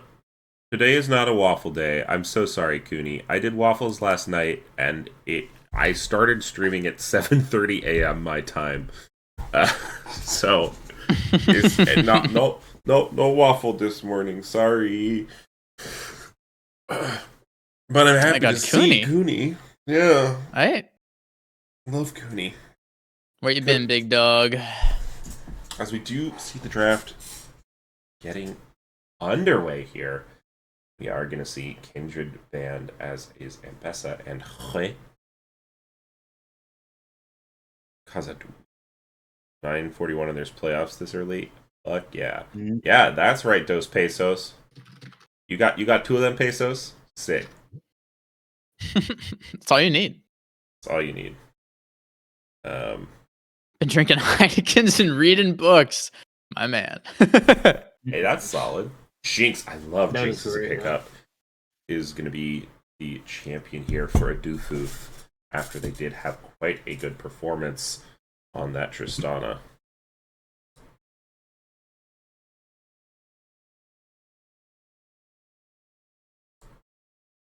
Yeah, B1 Jinx, that's classic. Jinx has got to be the most popular B1 in the LBLCS. Like, I just can't think of another champion that is more prevalent than B1 Jinx. Do we have that as stats? No. Smolder going to be. We on the barely other have side. stats as stats. Wow, we have a fair number of stats this season at least. But with now that we have like our like native drafting tool, then we can keep stats on that kind of stuff. I mean, I assume. I have no idea how Ducky set it up, but you can ask us if you guys are playing Space Engineers. Yeah, I'll shoot him a little something in the DMs. A little. A little. Yeah. Bard. Okay, I'm scared. I mentioned I'm scared of high level pikes before. I alluded to if any of you played against Dinosaur Chainsaw, used to play in the low budget LCS, absolutely nightmare of a pike player. Another champion that I'm afraid of, not because of anyone in the low budget LCS, but because I played against a Bard top in Flex Q once that absolutely demolished me in my own jungle. So high level Bard players absolutely terrifying. We're going to see that picked up here for the lane 0 Glue Eating Reapers, and it is going to likely be going to our favorite lane 0 Glue Eating Reaper member in Eclipse. Eclipse just loving these champs that just give him so much agency to run around the map, make shit happen in every lane, and in the great in between. And really like have like such a huge effect, like just a big playmaking support player. Love to see it. The response is to go with like a Lulu Maokai. Like we're going like full classic front to back, scale up and win kind of team comp here. So we're gonna have to see how lane 0 respond to that. And it seems like they're sort of responding in a pretty similar way, but maybe with a bit more of a pick sort of flavor to it. Yeah. Something maybe a little bit more single target bursty, along with that Smolder that's going to be scaling up into and past that late game little dragon. To see what rounds it out here. Olaf going to be banned away. This is Castlewin.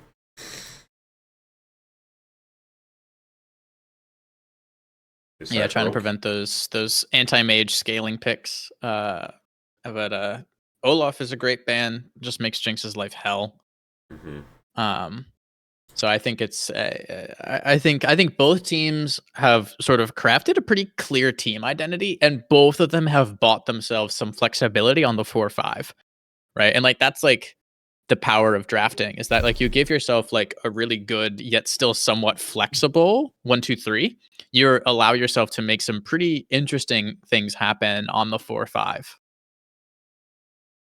Yeah. Oh, can we pay out LZ as the winner of the thing? Oh yeah, absolutely. I can pay out. You're welcome there. System breach. You only have 170 of these things. Got more now. Gotta farm them. Yeah, lane 0 glue eating reapers putting themselves up here on match point in this best of 5, trying to make sure that I get to my lunch appointment on time, which I do appreciate them for. Ooh, Silas. Going a little AP damage heavy. Gonna maybe need a little bit of beef to try to keep up a front line versus the Talia the gonna be the empowered pickup for Jinx Faker in Lulu? the mid lane.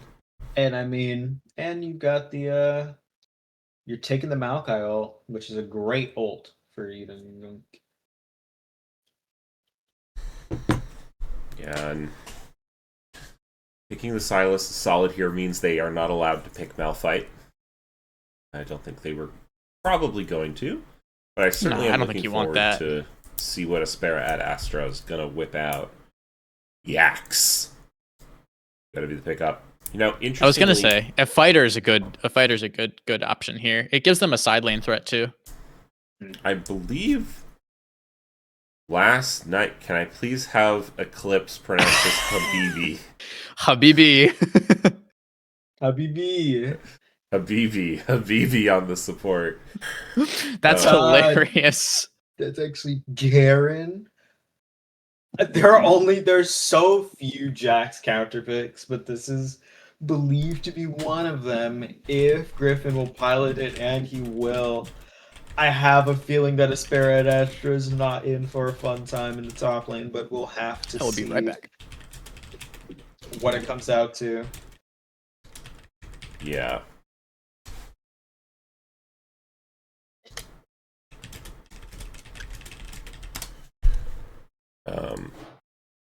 But yeah. We got a game on our hands. I think last night, though, we also saw a top laner who was struggling a little bit pick up Jax and start to kind of run away with the game. I may be misremembering because, honestly, it's all a little bit of a blur. But Aspera at Astra, stat-wise this season, has been performing fantastically. Yeah, statistically, one of the top laners, easily. Yeah, highest CS diff at 15 minutes, or second highest CS diff at 15 minutes on average. But I think the person they're second to only played a few games. Most solo kills in the league at 26. So it is going to be pretty crazy there. Yep, gotta come in and basically kind of put your foot down and kind of make it clear, right? Still here to play, absolutely. Gotta just come in and fucking make shit happen because this is back against the wall. You don't want to, like, obviously, it's preferred if you don't have to go into losers, period, right? Yeah. You can stay in winners, you want that, and I think that's what they're going to be aiming for. The question is if they'll be able to.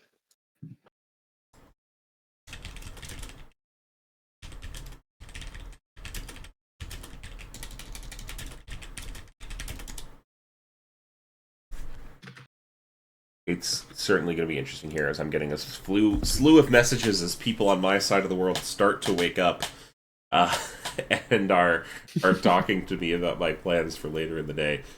Oh, system breach. He'll be Habibi till the end of the stream.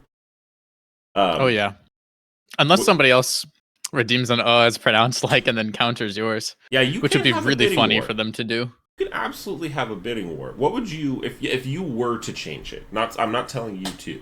You were to change it with your own personal Schmeckle stash. What would you swatch it to? Me? Yeah. I feel like I couldn't change it. Habibi's perfect. Vivi is pretty rock fucking solid. Val, do you have anything you would swap it to? Syzygy. Syzygy. Just for Syzygy. just for my own That's fun. that's Just a for my own knower. fun. That's crazy. Once again I knew all of the Ornn I know. item names before they So sad. axed it. Syzygy was probably one of the best names. Yeah, it probably was. It was the best name. There were some other good. Habibi is also the hunk, so I guess he is Hunk Habibi now. Hunk BB? Hunk BB. Is that an acceptable line for both people who have redeemed? Can we say Hunk BB? Or does it have to be the Hunk Habibi? I love Habibi. The mouthfeel of Habibi is perfect. We can kind of I assume we can interchangeably, to me, right? That makes the most sense. When he's Habibi, he's Habibi. When he's the hunk, he's the hunk. You can be both. Two things Now, can be true. I'm realizing they didn't invite me to the lobby. Oh. And I don't know that I can actually spectate if they didn't do that. You can spectate, but after they get out of Champ Select. So yeah, let's hope so. That I did tell Vexrax that he doesn't have to wait for us to start the game, but that didn't. That might be on you. This could be on you. Now, there are sometimes settings that you can have where we would not be able to spectate, correct? I think we just have to intuit what's happening in the game. Yeah, well, I'm sure that if we can't spectate this game, I am ending the stream. We're done. I gotta go. Got places to be. Yeah. Well, let's see. They're because they'll be in game before us as well, right? So we should be able to jump in.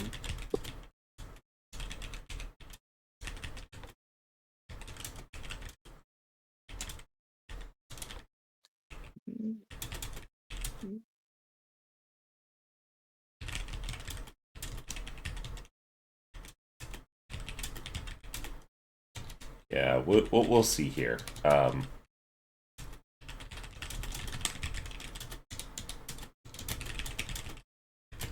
I'm just typing away, you know.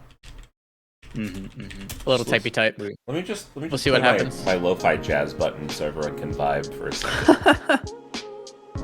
I've got two lo-fi jazz buttons. Oh, well, I mean, just in case of emergencies, you know.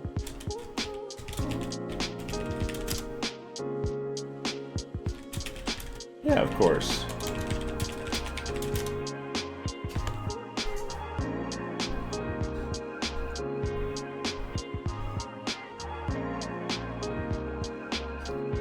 Planning to make dinner tonight. Yeah, lo-fi beats you can play best of fives to is going to be our channel name here. Jesus.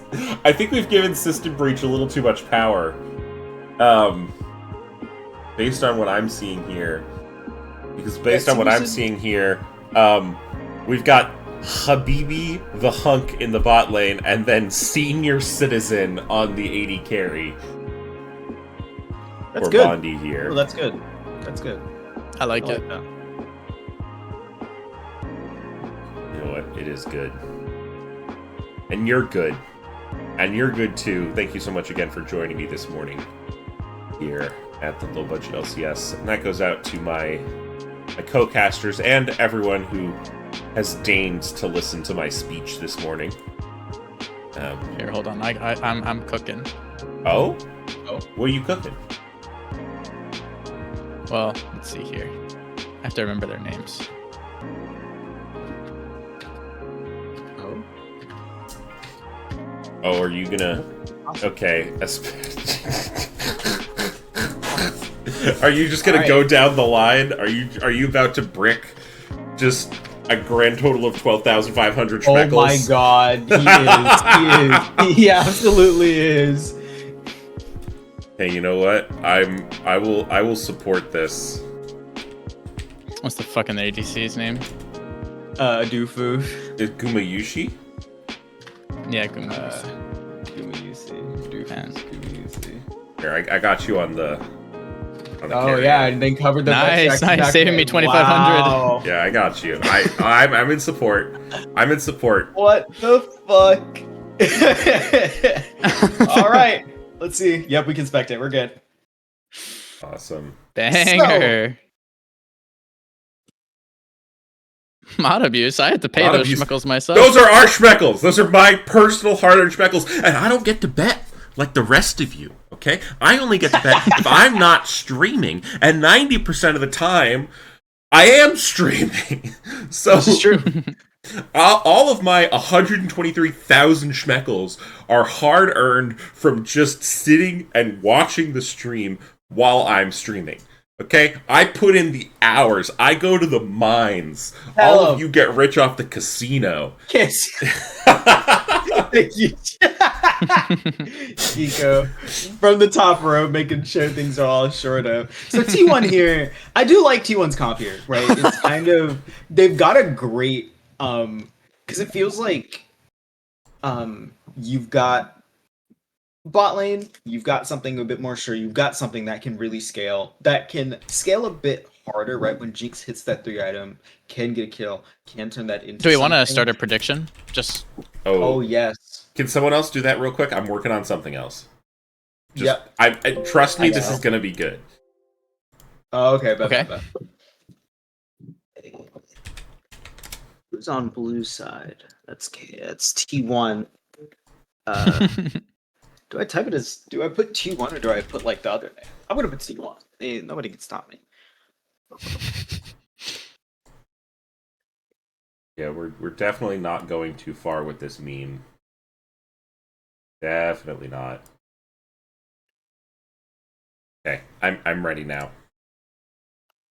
Archer is Bosnian sniper. Oh god. Oh god. I'm gonna have to remember so much shit. Alright. Okay. We've got Bosnian Well- sniper in the jungle. We've got Yeah. senior citizen in the ADC, and we've got Habibi the hunk on support. Yeah, and then honestly, the T1 stuff isn't that hard to remember. If we're being honest, True. It's just T1. Kiko went all in on T1. All right. What do you? I see 3 schmeckles on Three T1. schmeckles. Is that all in for no you? Way, there's Is that no all way. in? Kiko, did you No. lose all your schmeckles somehow? Doing it's pronounced like? I just. Okay, wait. Okay, 3.4K just came through. Surely that Okay, was. okay. Surely that was. Yeah. Surely that was Kiko. As you know, we have a great East versus West series for you to game. Local homegrown talent, the Lane Zero Glue Eating Reapers, longtime veterans of the low budget LCS, going up against 3-time T1. world champions T1 on Summoner's Rift here today. As we are going to go ahead and get into this game, and I will turn off the time controls so we can all see properly. You know, T1, Zeus, back with the classic roster. Going to be on the Yaximus. We've got Owner playing the Maokai, Faker. Going to be on Talia here. Obviously, there he is going to be on the Lulu. And Gumayushi going to go in on the Jinx. Silas might be in a little bit of trouble here. Sorry, Bosnian Sniper might be in a little bit of trouble here. I just realized it's Silas jungle, which is actually kind of scary, right? Because you've got a jungler who can take Talia ult and Maokai ult, and that alone to me is scary as shit. Yeah, a lot of those engage Yeah. tools that are so potent for these champions, along with a ganker. Oh, Monkey D. Luffy 93 redeeming a caster compliment. My favorite anime protagonist, okay? One Piece is an incredible anime. And just simply, Ichiro Oda is a great mangaka. You know, I've read the whole thing. I have watched the whole thing. Lane Zero is Yala Yala? Okay. Yala. That's Yala Yala. I I don't don't know. All right, I I'm fuck with it. I'm gonna look this up to make sure we aren't gonna get destroyed. No, Luffy, I'll give you a legit compliment. Long-time watcher, long-time player. Always love to see you in the chat. Always love to see you in a game. Always a good time in Twitch chat. You know, we have a lot of viewers that don't type. So I love a viewer that types. Genuinely speaking. Yeah, the winner gets promoted to the real LCS. Yes. Yella Or the LCK. Okay. So Yella. No, if T1 wins, we get T1 in the LCS. Oh, okay. Oh, that's good. Yeah, Yeah, I'm see? down for that. T1 versus Yella. Yella is it's a according to Google. We're gonna go according to Google. It is a phrase emphasizing urgency, such as getting someone to move faster, encouraging them, or saying goodbye. All of these things. So yeah, Yella. Good God. Oh yeah, let's go. This is gonna be great. It's gonna be a great game. By the way, I don't know, have you guys seen what's happening on the stream side of things that I did set up for you? Yes, I did. I did. See, Very well that's done. T1. That's sick this as is hell. Beautiful. That's just fucking. That's them. That's Good, the team. good. Yeah, nice little... Oh, wait. Oh, no, I got it right. I thought You got you got it right. No, I've got the sides correct. No, you did not. Yeah. Yeah, and this Yeah, and early I mean- game, very sleepy compared to the last Yep. two. I mean, rightfully. Yeah. I mean, Bard and Bard not as explosive as Nico or Pike. I mean, still like plenty of room for Habibi to make things happen. Absolutely. To leave Senior Citizen down in the bot lane to fend for himself versus Gumayusi and Keria. Yeah, and I mean, the big thing especially is that Senior Citizen is on the Smolder, right, which is much better at playing alone, right, playing without the support than say like the Caitlyn we saw Senior Citizen on game 1, or even, well, obviously didn't get left alone a lot in game 2, but even like Kaisa especially is much more much more self-sufficient. But here, Smolder probably one of, if not him, like likes to have the support in the lane so that he can stack up, but can survive quite well without. Yeah, I'm going to start doing something I will try to do throughout the game. We're sitting at 25 stacks already for this little guy in the Smolder, as we do see one circle being used, the other circle being traded back. The Spera at Astra is going to tick up to 5. Griffin, I think getting the better half of That's this lane Zeus. so far. Sorry, Zeus. Struggling a little bit in this lane so far against Griffin, but still doing all right. Okay, but Habibi Senior taking the Citizen, roam, but Senior Habibi Citizen's going in in trouble here. hard. Oh no, Senior Citizen having to use that shield to make sure that their frail little hands don't get taken out. Keria taking one more turret shot there at the end. Yeah, Keria blew the flash. Both Keria and Gumi using the flash there to try and get something off. Just to keep him there, because I mean, Habibi's here. Like they invested all the time in the roam. They have to try to make something happen onto Zeus, but a portal Senior going Citizen might also be Dove, but Bosnian? now coming in from behind is Bosnian Sniper. Bosnian Sniper looking at Keria, looking at Gumayushi. Is going to go on to Gumayushi. Nice root up from the chompers from Gumayushi is going to mean that they're going to stay alive for now and actually look to turn the damage back onto Bosnian Sniper.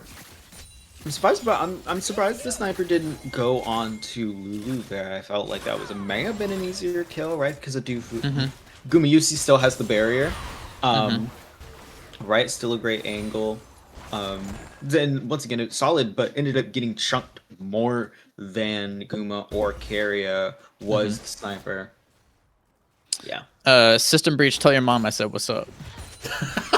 I was gonna say that's so cute. That's so wholesome. I love that there's someone that watches LCS with their mom. Like that's incredible. And then of course Jack had to go and ruin it. Do you have the bonk stick, Val? Can you hit him with it? We do. Yeah, I'll DM Jack with the bonk emo anytime he does Appreciate something. it. Gotcha. Good.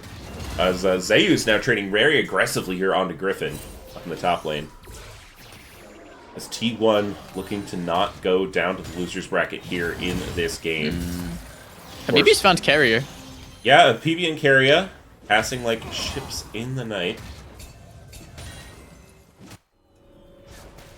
Proto on this. Zeus is Syndra. crashing a wave up here, but Bosnian Sniper is around. Yeah. So it makes it kind of dangerous. I have an allegation in the chat that I need you to respond to. Jackie boy, Ketchup I'm on seeing steak? a rumor that you put ketchup on steak.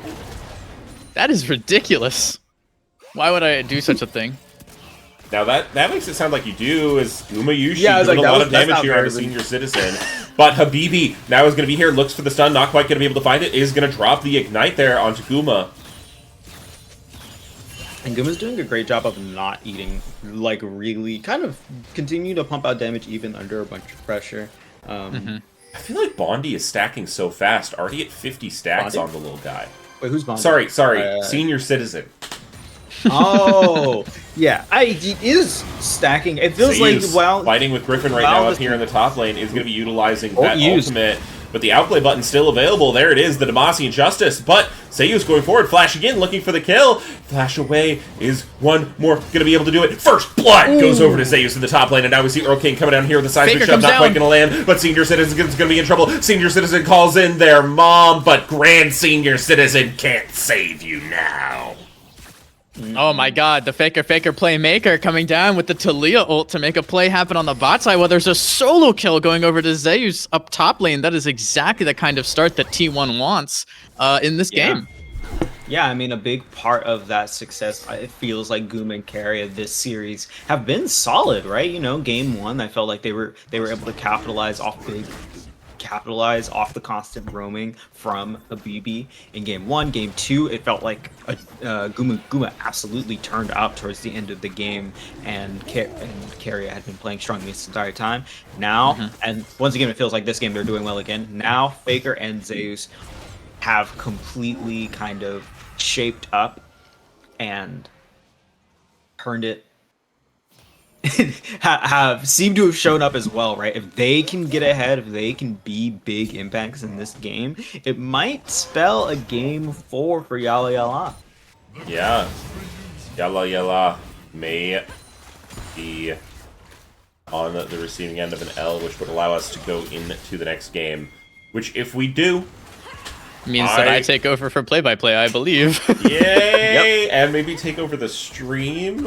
Pointing Definitely. left, Right, pointing I forgot about that part. Pointing right, Definitely pointing left take of over the Obi. stream. Absolutely has to. So you now going in again up here in the top lane. Yeah, and it's looking good. I was gonna say something, And and I kind of forgot it. Okay. Another big thing is that Zeus is playing with confidence as well, right? When you have a tough set of games prior, especially in a best of 5, when you have a tough set of games, as a owner Ooh, senior Oh my citizen. God. Owner Gonna wants be in senior so much citizen. trouble. Oh my Owner God. looking for the kill, just not quite able to find it with that Q, and Habibi. now Habibi coming in for the rescue, God. keeping Habibi, senior citizen alive. But now Faker, Owner bit off a little bit more than he could chew. Faker gonna be here. Everything looks like They're trying to siege him to this tower. They're able to get some plates over to Guma Yusi, but I don't know that they can make a dive happen here in the 3v3. Yeah, we're gonna have to watch.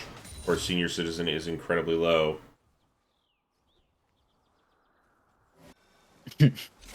And a piece of little top lane intermission. Little elevator music up there. Yep. Or That would be not very elevatory. sorry, my brain defaulted to a melody it shouldn't have. Yeah, I agree. Got you. The John Cena theme is kind of crazy. I like that they trade circles. Oh, but now Ooh. coming in here, we have the Bosnian sniper, Bosnian sniper. taking out Zeus.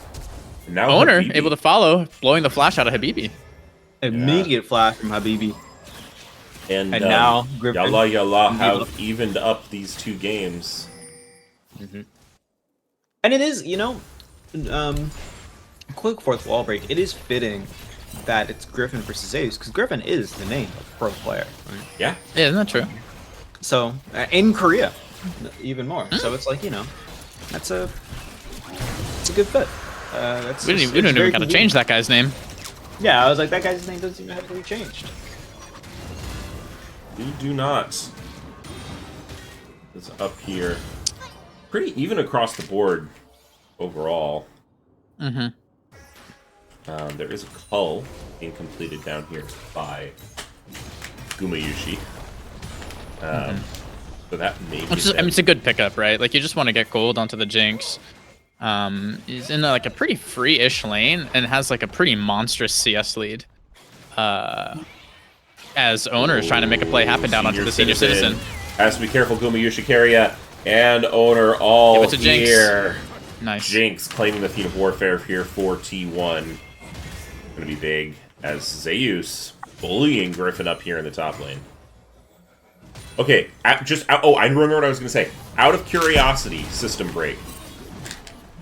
What would you change Griffin's name to, and what would you change Proto's name to?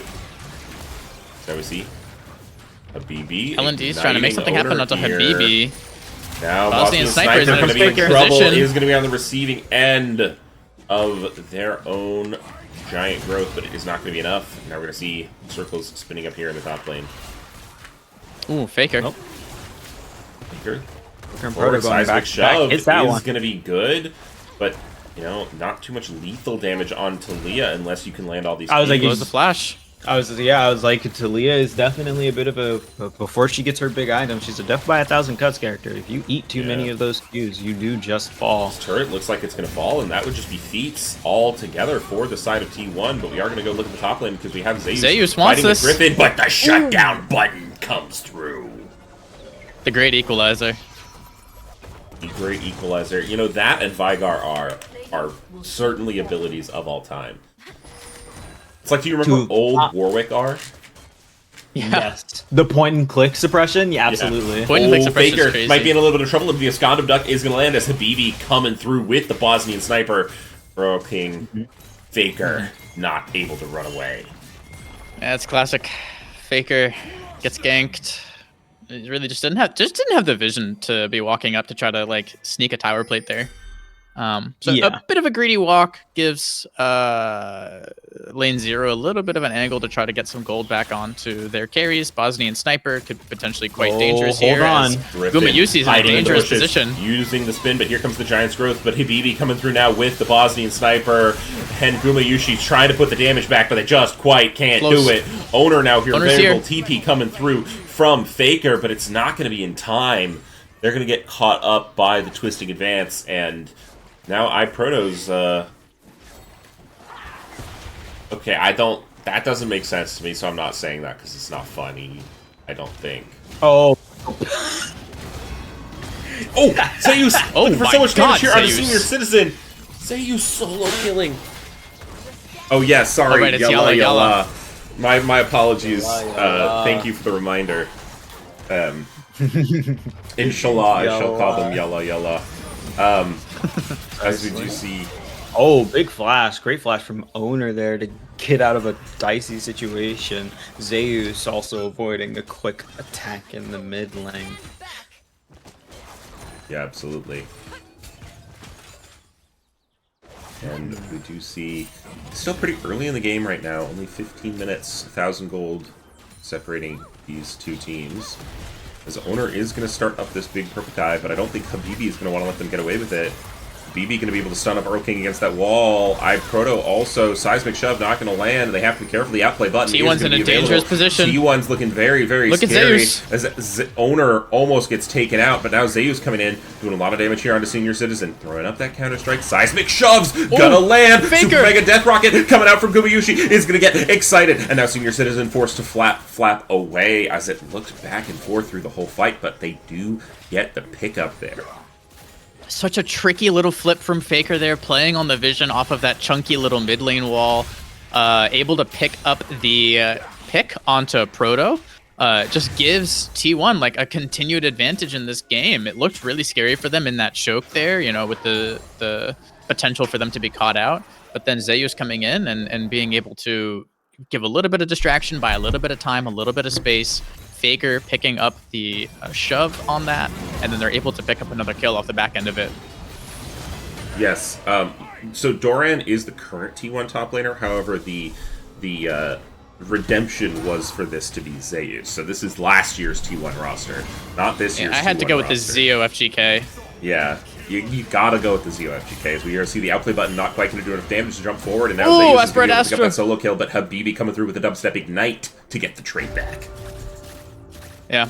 Zeus has gotten a couple of solo kills in this game so far, and also has been punished a couple of times in this game so far. So certainly, like, right-clicking forward a lot, which I love to see. But, you know, against a player like Habibi, who's just notorious for being able to make it to wherever he needs to be in order to make this happen, as Proto's looking for a pick here. It's a little dangerous, but a nice use of Scatter the Weak, and now coming through does get taken out. Senior Citizen throwing damage over the top. Owner going to be able to find up the enemy jungler in Bosnian Habibi! Sniper, but now Habibi coming through, picking up Gumayushi, jumping over the portal, trying to stay alive. The Senior Citizen is just not quite able to help out, is going to be able to stack a little bit more, but might have bit off more than they can chew. Flap Flap is going to be good to get away, and we're going to do a quick little stack check. We're sitting at 148 for our little dragon, and the breakpoint is what, 225?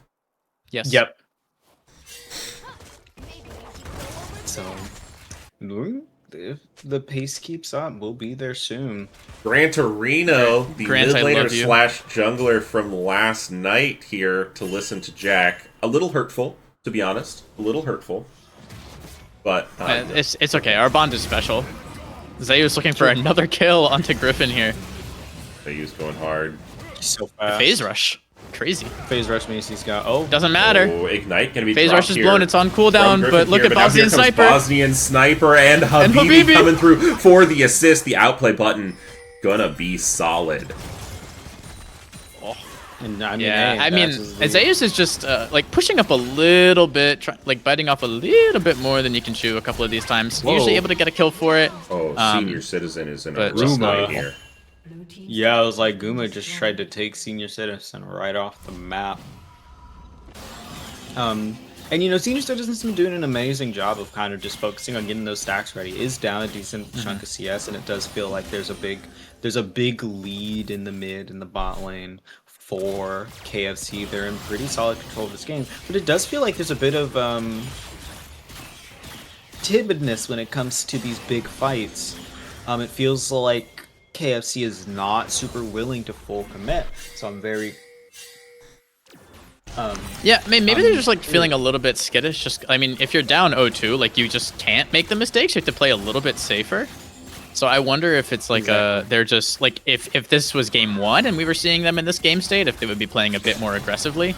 But since this is Senior game 2, Citizen it makes might it really have to be dangerous. careful, But but Senior Bosnian Citizen Sniper is invading, going to be yeah. available here. Abscond of Duck is going to be good. Guma's able to pick up a and kill. now Guma, Karya might be in a Faker little bit of coming trouble. Oh, but here comes Zeus. Habibi wants and it. now the Bosnian Sniper might be in a little bit of trouble as Zeus slams down that telephone pole. But here comes Griffin with a little bit of a counterpunch. 2 for 2. It's a 2 for 2. Out of that play. And now going forward, 3 for 2. Zeus gonna make that a 3 for 2. And now Griffin gonna get caught Maybe 4 up for there 2. by the seismic shove from Faker.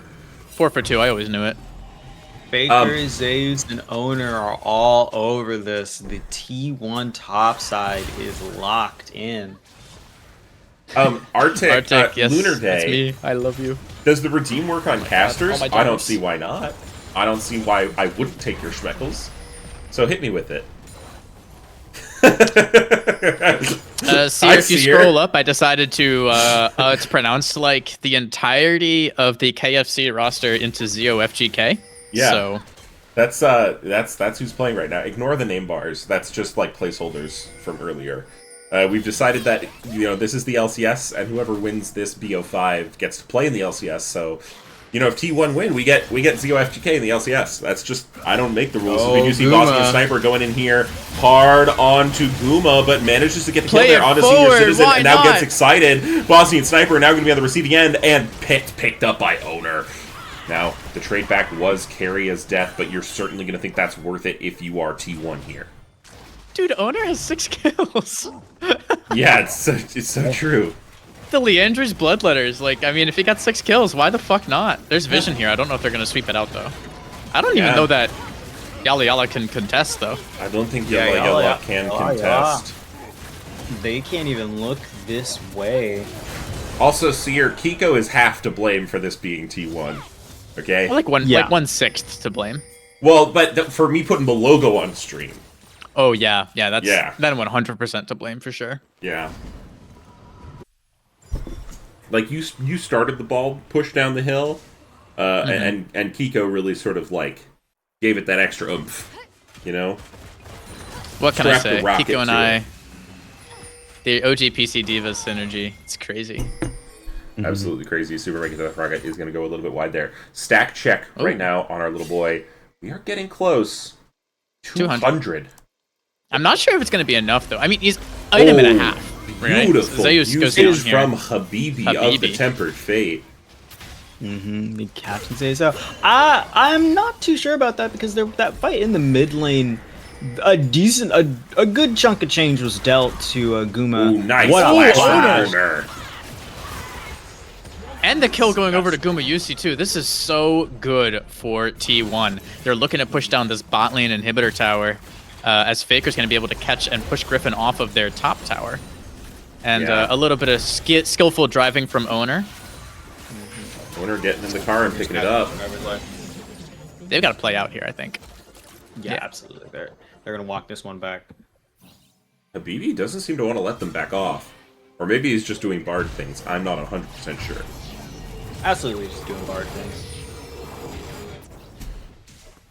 Oh, doesn't have the Baron base.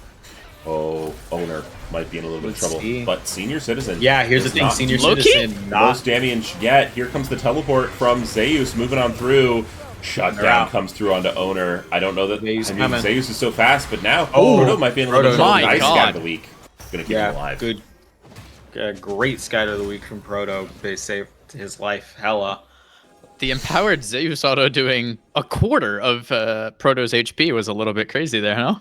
Yeah. Got auto W'd I mean, and just... Sundered plus Triforce proc. That's Yeah. whew. Plus W. Oh, Wow. Habibi might be in a little bit of trouble. He's out. Unless he gets Death Rocket. Nope. No, Death Which Rocket goes went wide. wide. But now Faker. Faker. Oh, still gonna be Yeah. alive here. The outplay button.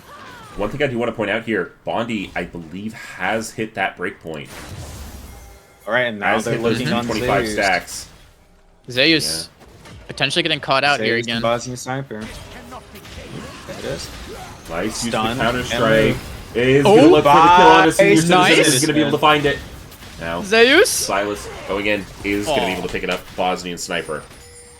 That is a tough scenario for our Senior Citizen. Yeah, does Yeah, now same. have that execute, so we'll be providing significant value to the team.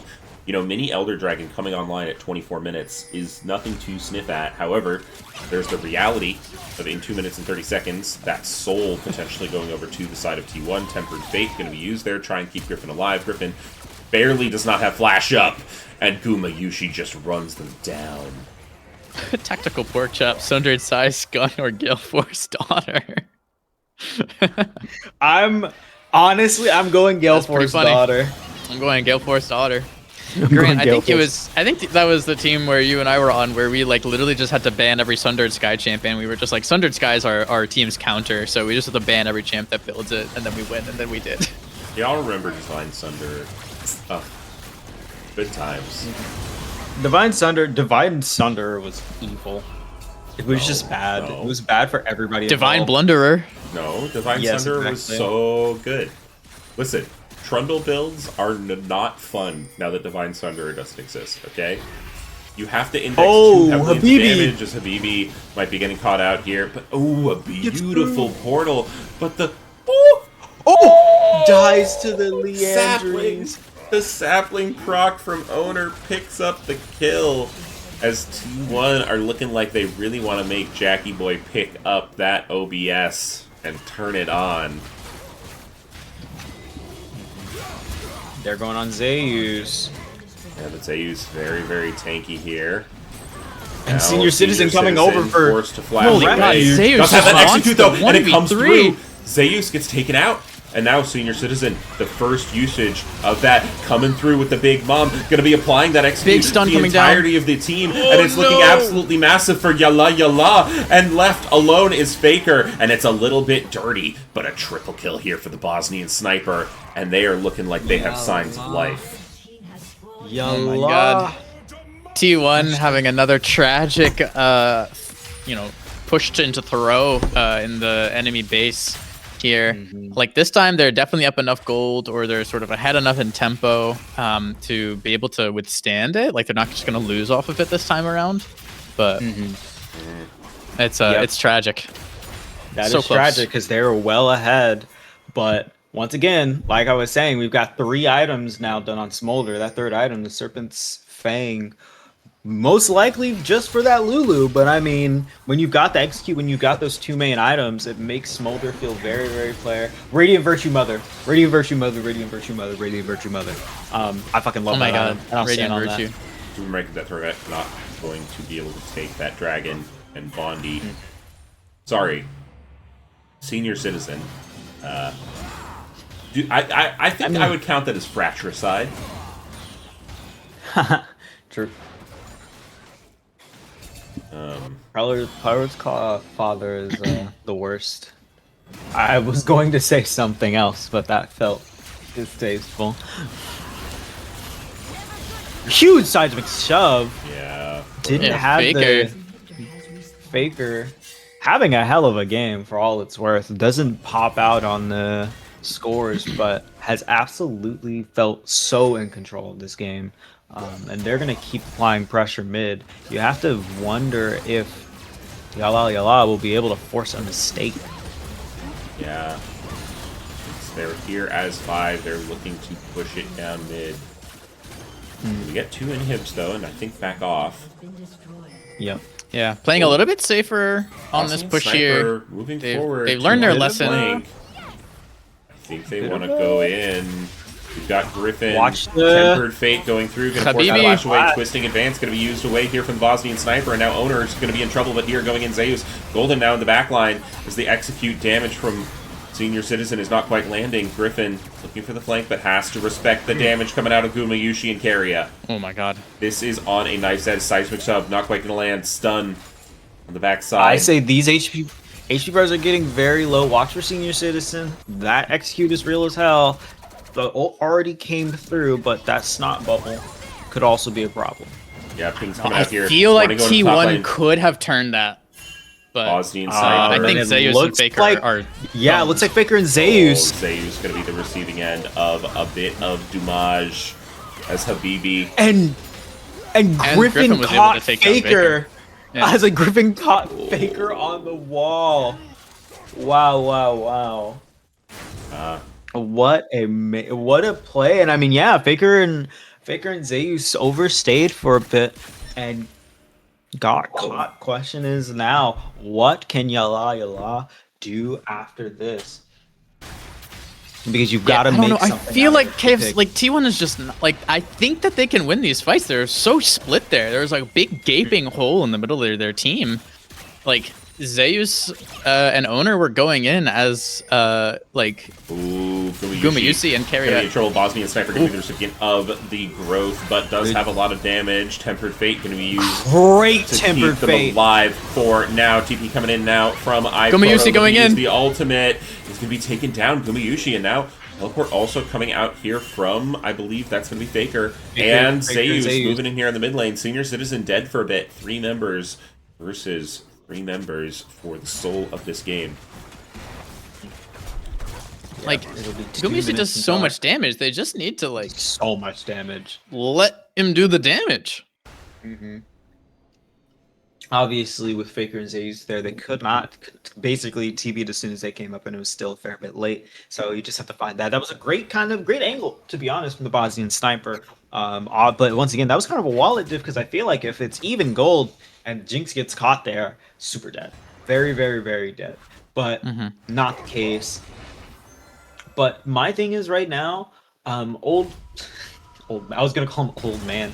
Senior Citizen is I think rapidly approaching the rapid fire cannon, and that is going to change things because I already feel like there's actually some damage coming out from the smolder here. The question is if that damage is going to continue to translate, and I don't know if it is, but they're gonna start this Baron T1 looking to accelerate this motherfucker. Yeah, And T1. Habibi spots it out with the ward, drops the pink ward, which T1 is gonna have to break down if they want to. Habibi. Jump over the wall. Wait, we get stunned off the plant. He goes down. Tempered Fate.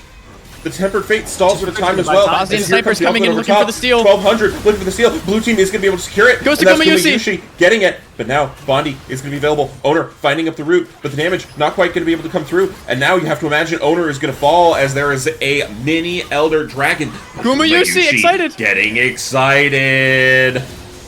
That's a double kill over to Gumayusi. They're looking at bot lane. Assists. They don't have TPs, but they're just running it. Assists on the Nexus being pinged. Gumayusi and Keria looking to put this game on their back. But from the back, Griffin looking for Vextrax is going to be able to take out Vextrax and still has the ultimate He's the available hero. for Gumayusi. Oh my God. Faker going to be the last one and will be able to take him out. But I don't think you can end the game anymore. This keeps What happening. a- T1 keep playing just a little bit sloppier than they need to in order to win the game, and then they just can't. They just can't force the win. Yeah, it's just not there. It's just so close. The dragon up as well. They're moving towards it, but the contest from Bosnian Sniper and Senior Citizen definitely can come through. They do have to be careful with that top wave. Yep, you have to mind that top wave. For that bear fact with bear, I'll give you a frog fact with amphibious. They have been around as long as the dinosaurs. Go frogs. Oh Now my we're gonna God, see Zeus. fight coming through. Bosnian Sniper going forward, but it's going to Faker change in a and bad go here position. onto Faker. Faker is going to get shut down by Senior Citizen. Senior Citizen now going to be stunned up, but I think it's going to be fine. And I think this dragon is going to go over to the side of Yalla Yalla.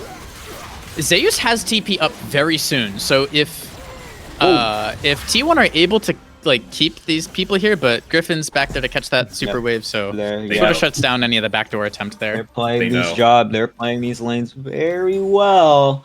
T1, things are starting to slip. The kills are even. The gold lead is only 4 items.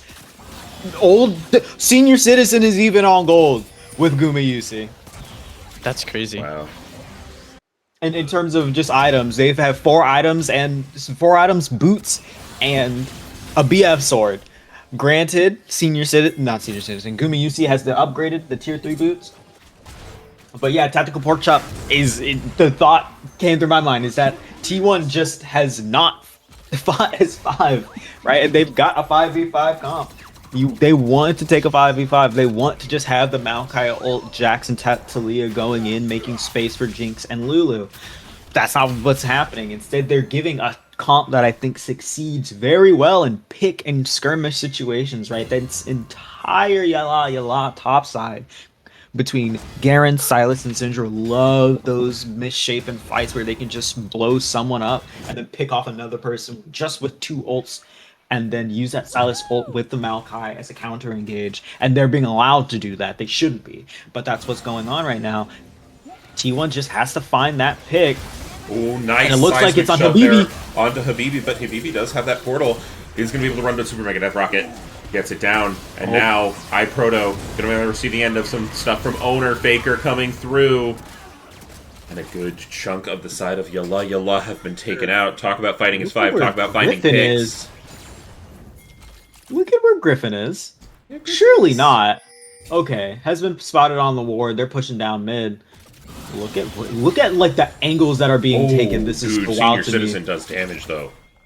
Yep, absolutely. Right? It's going to be hard. He's going to be able to clear these waves almost immediately. They need to find another engage. The Maokai ult is coming up soon, but Silas, I believe, is going to be able to steal it just as soon. He's in a tough position, though.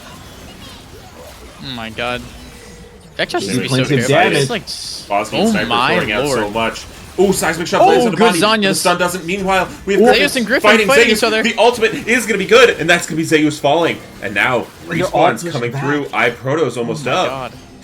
and Eclipse can make a portal. They're at the point. It's they're going to be a at the flank. point. It's going to be They a have to fight. turn. They Now. have to turn. Look at no, where no. Griffin is saying, I see the angle. Senior Oh Citizen my pulled off. I God. don't think they can do this anymore. And now I think Habibi. Habibi in trouble. Habibi Habibi. bit off more than they can chew. You can't fight without your dragon. Look at where Griffin is! Oh my God!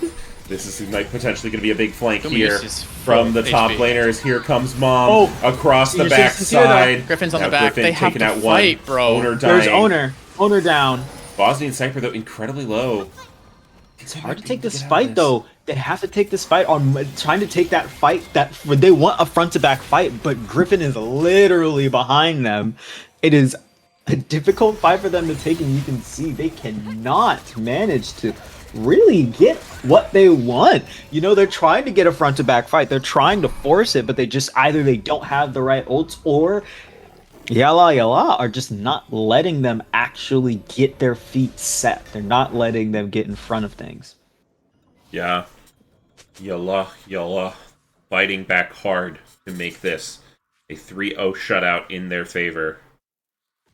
And we have to say, Habibi has been playing incredible all series. I think 100% a standout player here. Yep. For them.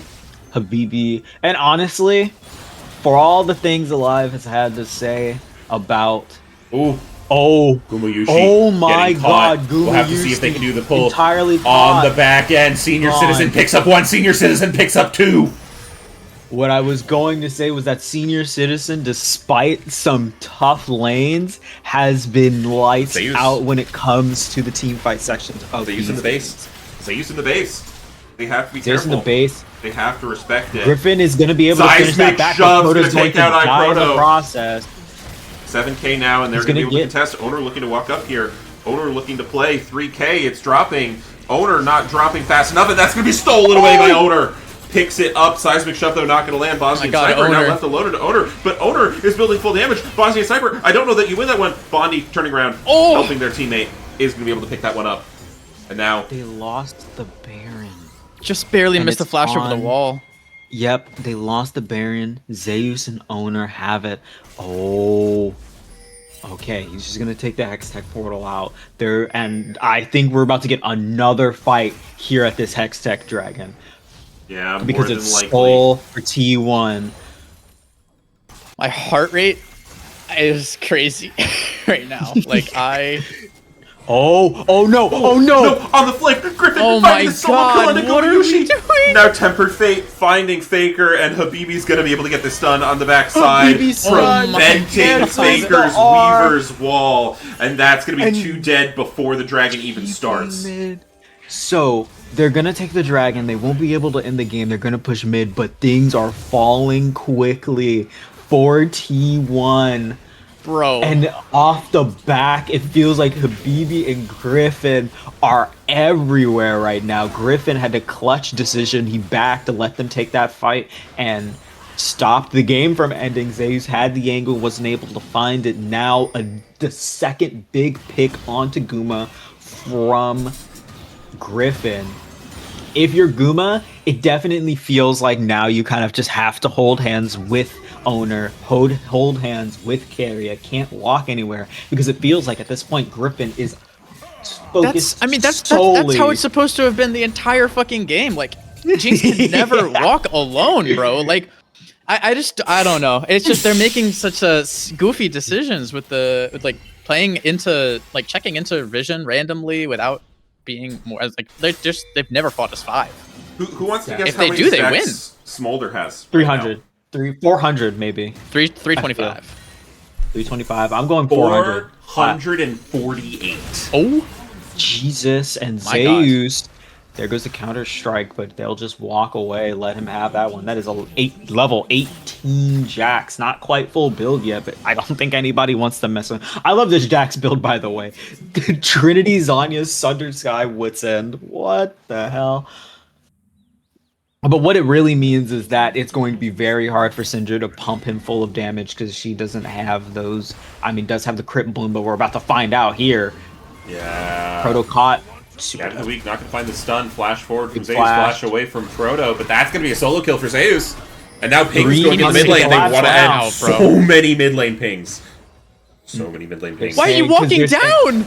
Because they're saying collapse. He's gonna come out here. He's gonna come out, gonna block a bit of damage. Not gonna be able to do too much. Not gonna be able to get this on the sky, but they're gonna be pushing down mid. Walking back, they're gonna see if they can brute force this. Yeah, I will feel be like I'd have a bit of play with reservations. I'd have a bit of reservations. Tempered Fate, but no stun available really. is going to be able to No stay stun available, just just fine. big Wild Growth damage. expires and the Oh my execute range God. is so high. The jump forward, the execute one. Can they get it? They tag it down. Yes, they Bosnian can. Sniper going in, and now Griffin's surely going to be able to find owner, as I think Yalla may just have done it. I think this might be it. I think this might be the 3-0. No. Oh my Once- god. Another force in the mid lane and another potential disaster led by the bot lane. Eclipse with a massive ult that allowed Senior Citizen to square up the ult, square up the damage. Early game, be damned. Senior Citizen, all 3 games. Fuck it. Bondi, all 3 games.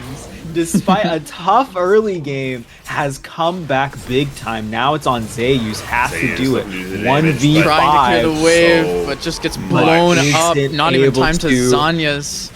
And a massive comeback as Oh my god. Yalla Lane 0 Glue Eating Reapers come back and wrench control of this game. What a I guess it was a 3-0, but all 3 of those games felt like chaos. All right. I'm in shock. I have. I'm shocked. It was an incredible series. I mean, truly an upset for the season. The first seed falling to the 4th seed here in Lane 0, Glue Eating Reapers. They're not out, though. They do get to go to the bottom bracket. And what I want from you two is your MVP candidates for this game, as I will go ahead and Habibi. do MVP voting. Of course, Habibi is number Habibi. one. To me, it's Griffin. I mean, in game 3, so many absolutely crucial picks on to Guma, on to Adufuf to make it happen, to make this game, to make that comeback possible. But wow, that was absolutely crazy. Yeah, absolutely insane game. So I'm going to put LND 2012 in there because I'm jungle biased. Right. Should we also put anyone from the side of Team Fried Chicken? I do feel like some people had good performances. Adufuf standing out, Gumayushi. But I think it's just going to be these 3 from the side of oh no, not LND 2012. I mean Archer. Archer is who I mean. Yeah. And I'm gonna go ahead and put that up so we can start voting on it.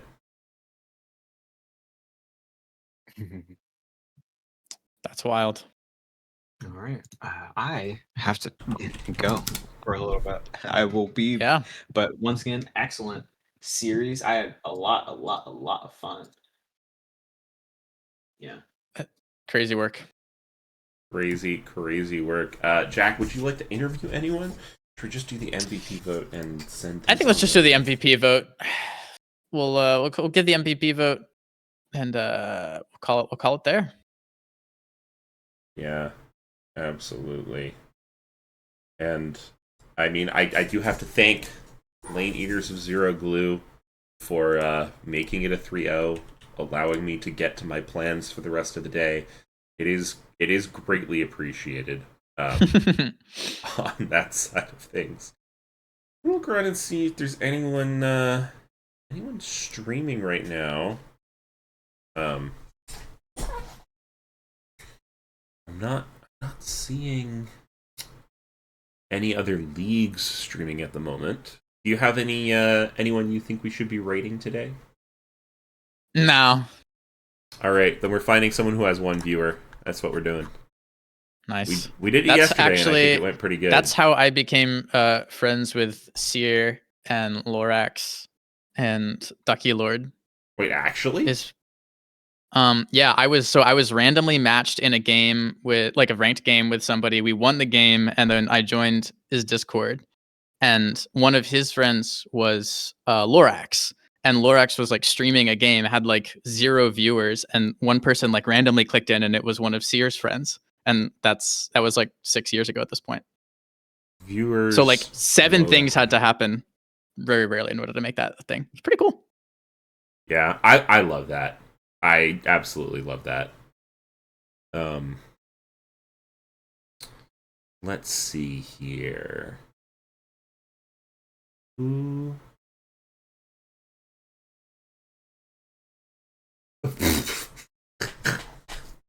That's a funny title, but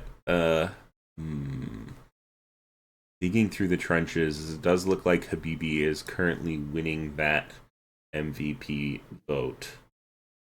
No kidding. Truly earned. I mean, all 3 games put up a pretty stellar performance. Mm-hmm. Ooh, I kind of like Friendship with Valorant is over. It's League of Legends time. Because I do want to promote playing League of Legends and not Valorant. Mm-hmm.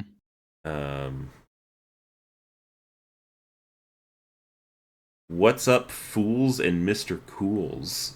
That seems fun. I don't know. I say just send it. On which one? Just send it. Just send it. Just click one send and it? then yeah. Let's just raid Oh, somebody. God. Okay. All right. I clicked randomly on my screen. So Hopefully that doesn't go wrong. yeah, that's who we're gonna raid. So yeah, let's have fun with that. Velvet jump. Yeah, I don't know. Hey. But you know, I've been Popoba. And I've been Val. I've been Jack. And I'm gonna choose Jack to take us out with his classic catchphrase. Absolutely classic. Everybody, it takes 2 to tango.